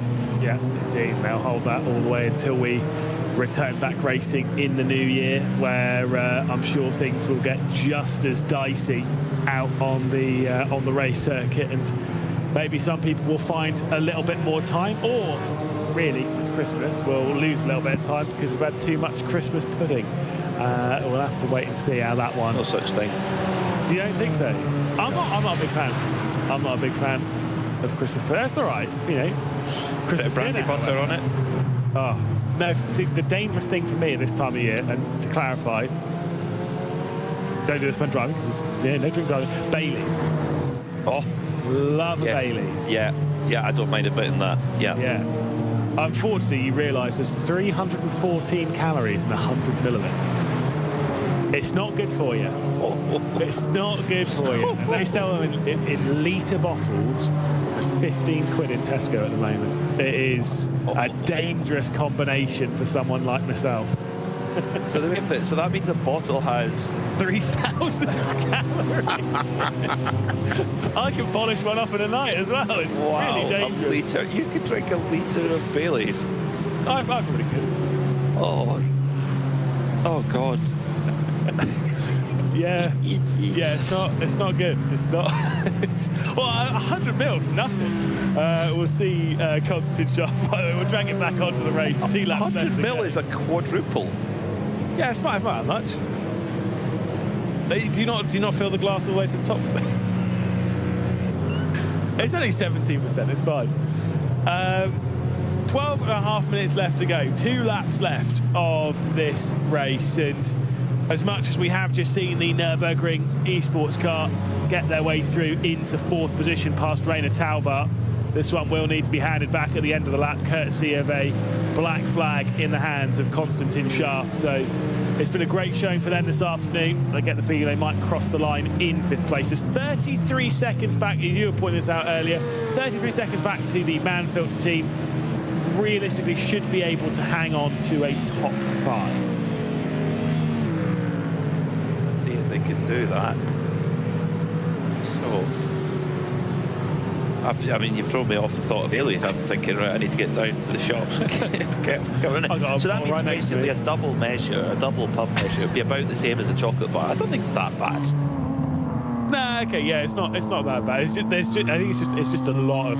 It's a lot. It's more calories than I expected. Let's go with that. Yeah, there is a lot of sugar in it. Yeah. I've got inside information on that kind of thing.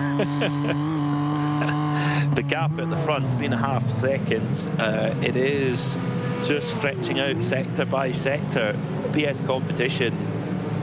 Well, they've got the strategy right, and they've done it. They've executed throughout the whole 3 hours. That's the impressive thing, is that they've had to do 2 7-lap stints out of the 4 of the race, and nobody else has been able to do that, and that's been the difference. But it's all very well doing the fuel number, but you've got to do the pace as well as the fuel number.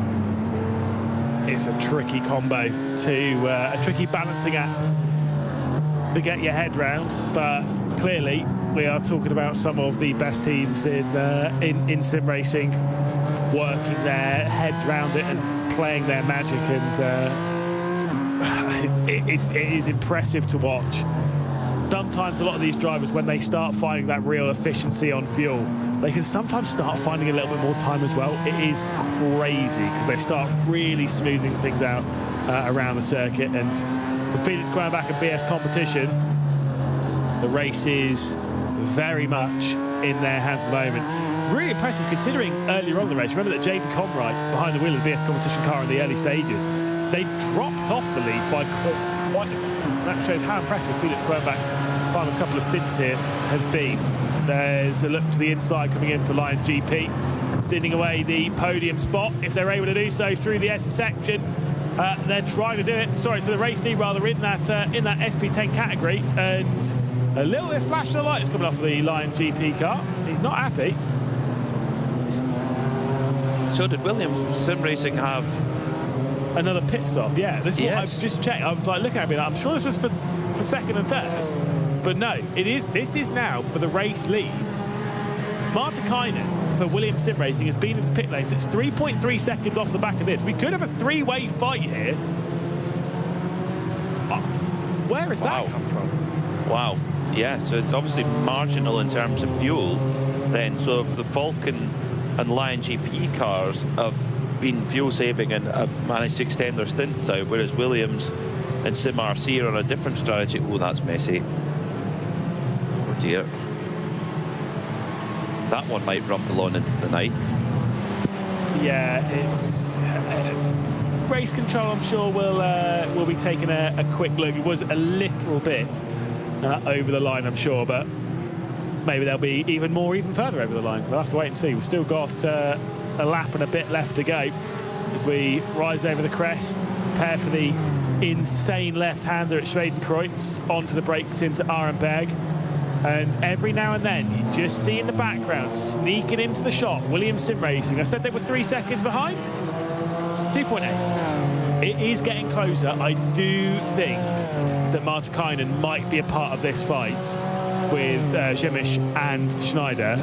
They are not out of the woods yet when it comes to being involved in that fight with Williams Sim Racing. Well, there's a lot to play for. Yes, there is. There is a lot, and I think Terry Martikainen is a really quick pilot, so I think he could be in the mix here as well. So it's going to go down to the wire in the SP10s, and of course, if that battling continues in such an aggressive way between Schneider and Zemisch, these two leading SP10 BMWs, then of course that is going to bring the Williams Sim Racing car of Terry Martikainen back into the mix as well.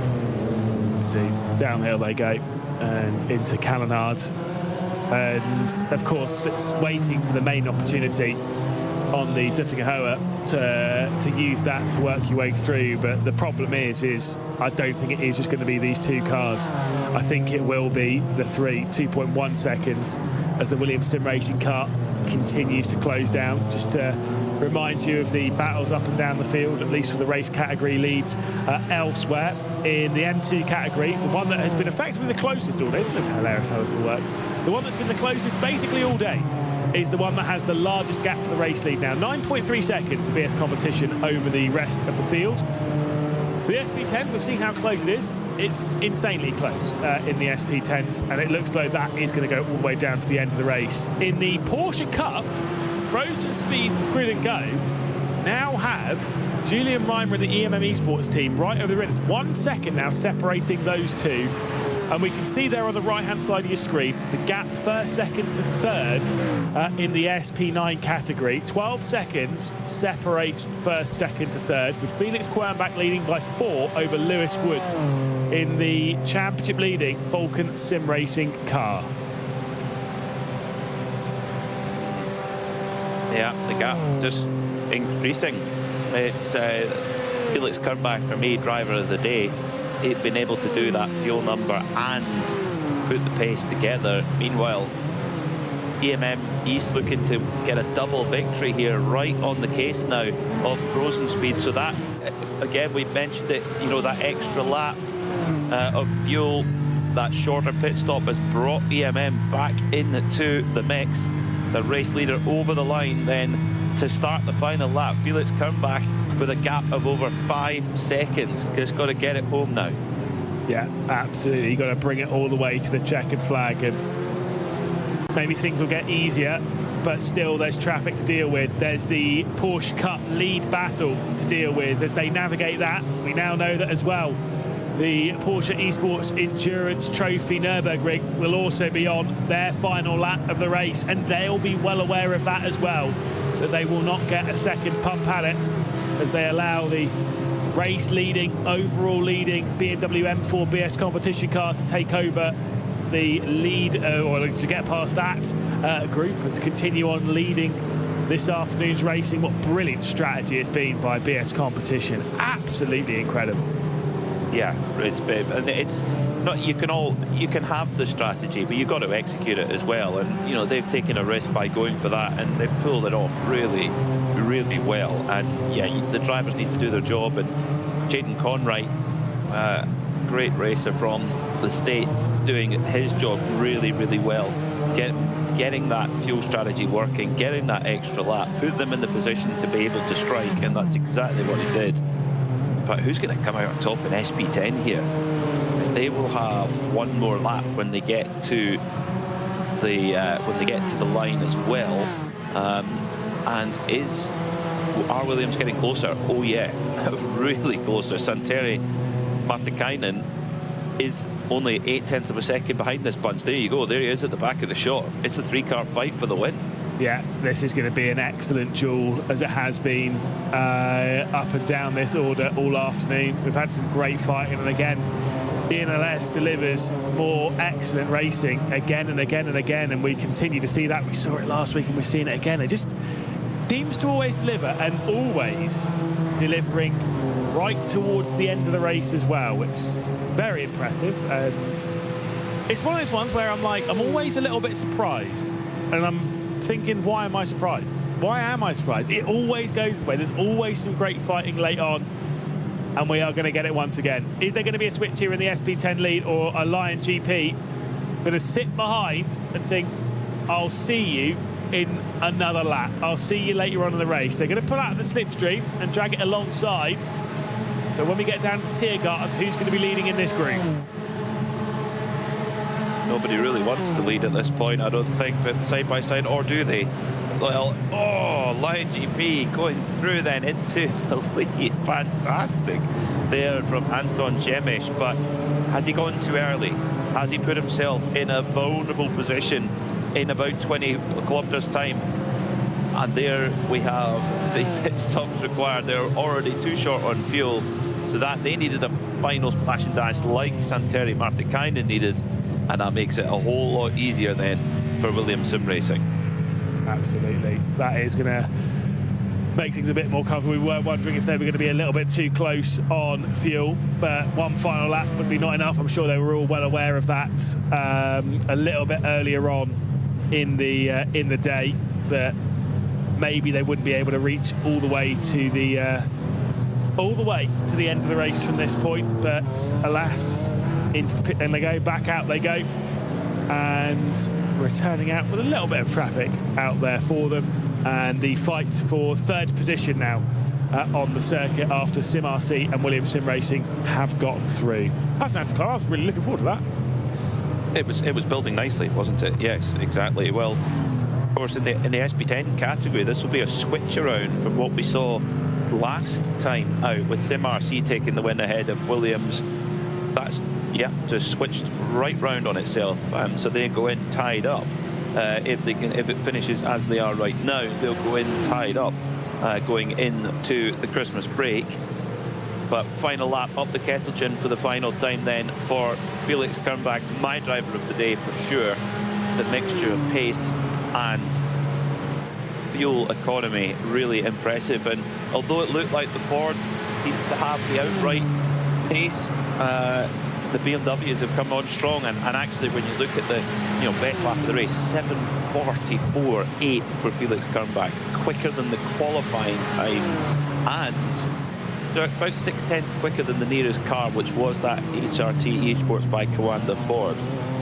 So when really hooked in, that BMW is proving to be a formidable race car package. Meanwhile, definitely not done in Porsche Esports Endurance Trophy Nürburgring. Didn't you say, oh yeah, the Frozen Speed are gone, they're away with it, they're safe? Was that you, Lewis, that said that? I think it might have been. It might have been someone in this commentary booth. Let's go with that. And I said bold. Here's what. This is why. Look, as long as they still win, right?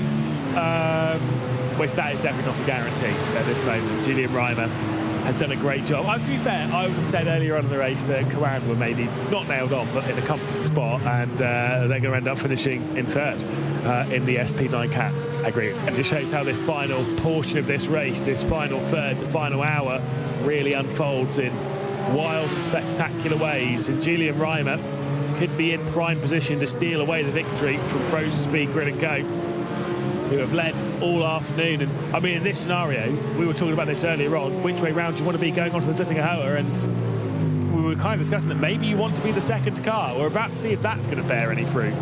Well, you've got to be close enough, though. That's the thing, to get that good exit out of Galgenkopf. Meanwhile, the battle over fourth is equally fraught between EMM 914 of Luca Alper and Sean Terra for Coanda Esports. So it's battles going on all around the circuit.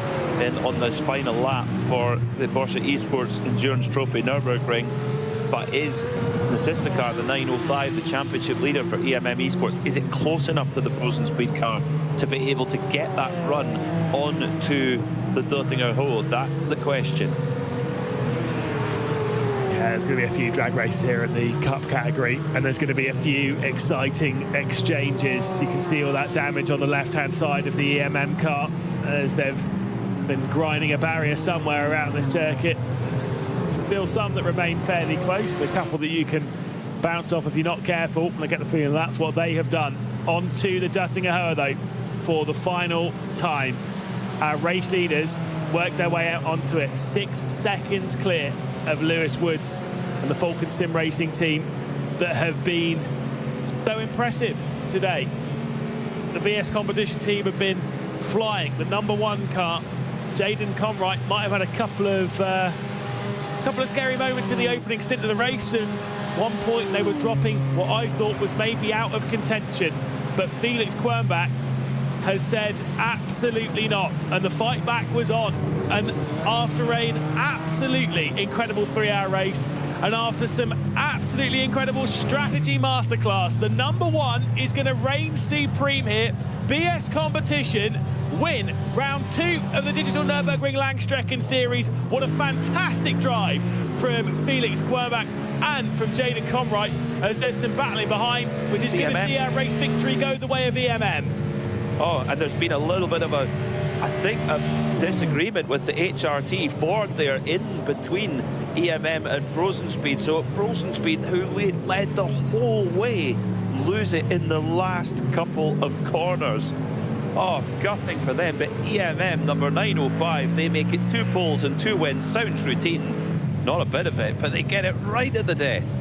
Yeah, there's going to be there's going to be a little bit of talk between that. We'll need to see that one potentially on replay as to what happened between EMM and Frozen Speed. Speaking of EMM losing out of position here, Coanda are ahead. They've got one of the BMW M2s as well to navigate as well as they head their way through. Chanterre at the moment ahead, 4th position presently. Luca Alpert might be able to drag race their way back through, but it does seem as though 4th position in this race is going to go the way of the Coanda 917. A solid day for Coanda around the green hell as they cross the line. Slightly damaged car, of course.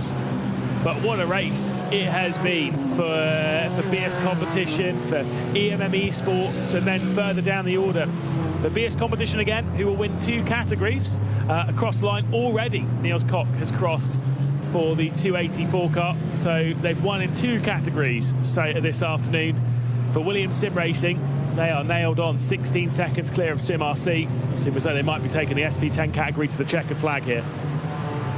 Yeah, it will be, but the battle then still rages on for 3rd place between Lion GP and Falcon Sim Racing. They've been glued together through a lot of the day, heading now through the middle part of the lap. Here's the replay then. So EMM have already got it by this point, so they got the draft there. Frozen Speed tried to have another go, big lunge, and just can't quite get it stopped, had to have a go. So yeah, EMM had already got the job done. after. It's obviously got the right exit out of Galgenkop, took the draft and took the win. What a fight back from EMM. Yeah, that is incredible. Great attempt, though. I've got to say, I respect the attempt wholeheartedly here on the sim for the Frozen Speed Grid and Go-Kart. Taz Dillon gave it a good go, wasn't quite there, and Julian Reimer was able to hang on in that fight. We've got the fight for 12th position here. The German sim racing .de by ACV car, just ahead of the 32 Nürburgring eSports car, strapped behind the wheel of the Aston Martin, behind the white Aston Martin, trying to get past the black and green one. I get the feeling that probably is a little bit too far back to find anything to close and pass before we get down into Tiergarten. As the camera zooms out a little bit, you really do get an understanding there is way too large of a gap there. Yeah, 12th place it's going to be then for GermanSimRacing.de with their Aston Martin Vantage. Rumbles its way out the final corner. The number 35, that's a Vulcanhorst number. 35 Aston, that's a Vulcanhorst car. They're obviously fans. Big fans. But then, does that mean that, you know, anyone who's driving the 44 is a big fan of Lewis Hamilton? So, well, 44 is a Falcon number. It is. It is. You know, like I say, For Falcon. That's true. But you know, you got to think. You only got to think in the modern world of motorsport. Anyone that drives a 23? Michael Jordan. Well, Nissan. That's where I was going with that. But yeah, there's so many places where you can take it. I know why my number exists, and I know what it is. It's 78. And it's 78 because Sebastian Loeb, when I first started sim racing, had won 78 rallies, and I think he's the best driver of all time. And then he came back and won another couple. We don't care about those. As we'll see, Falcon Sim Racing in the battle for third position, keeping Lion GP at bay. The drag race towards the line. Are they going to be able to hang on all the way up to the checkered flag? It's going to be very tight, but it is going to go the way. Third place for Falcon Sim Racing. BMW M4s reigning pretty supreme in the SP10 category. First through fourth. Yeah, domination really for the Munich manufacturer in SP10 and a 1-2 in SP9 as well. Once again, it's BMW taking the victory in the top category. In a very successful DNLS season so far for the Munich manufacturer, who of course took the victory in the Nürburgring 24 this year as well, despite not really having much of an NLS program. Yeah. I mean, look, if it works, it works. And if you're fast, you're fast. We'll see the final few drivers across the line, and then we'll give you the rundown of the order and then let you get away for what I'm sure will be a relatively festive weekend for everyone sat at home before we come back racing again in the new year. If you are going to leave the coverage now, I will let you know as to when the next round is regardless, because it is a long wait before we see them racing again, the 21st of February. So we won't see them racing for 2 months until we get DNLS 3. And then the week after, we go racing once again for DNLS 4. Back-to-back weeks right at the end of February. I'm sure back-to-back weeks we're going to see some excellent racing like we've seen in the opening 2 rounds of the 2025-26 season. Won by BS Competition in a brilliant way. Look, it's both the races so far this season have been incredible. There's no reason to assume that the ones next year, well, they're not going to be any different. No, they're going to be thrillers these next 2 rounds. And can the Fords get on? Can they get on touch with the BMWs? That's the thing. Is there something? You know, that the BMW seem to be the only car that can do a 7-lap stint, but you have to really make it work to do that. But maybe you could say the Ford has the absolute ultimate pace, maybe, but although it's very slight.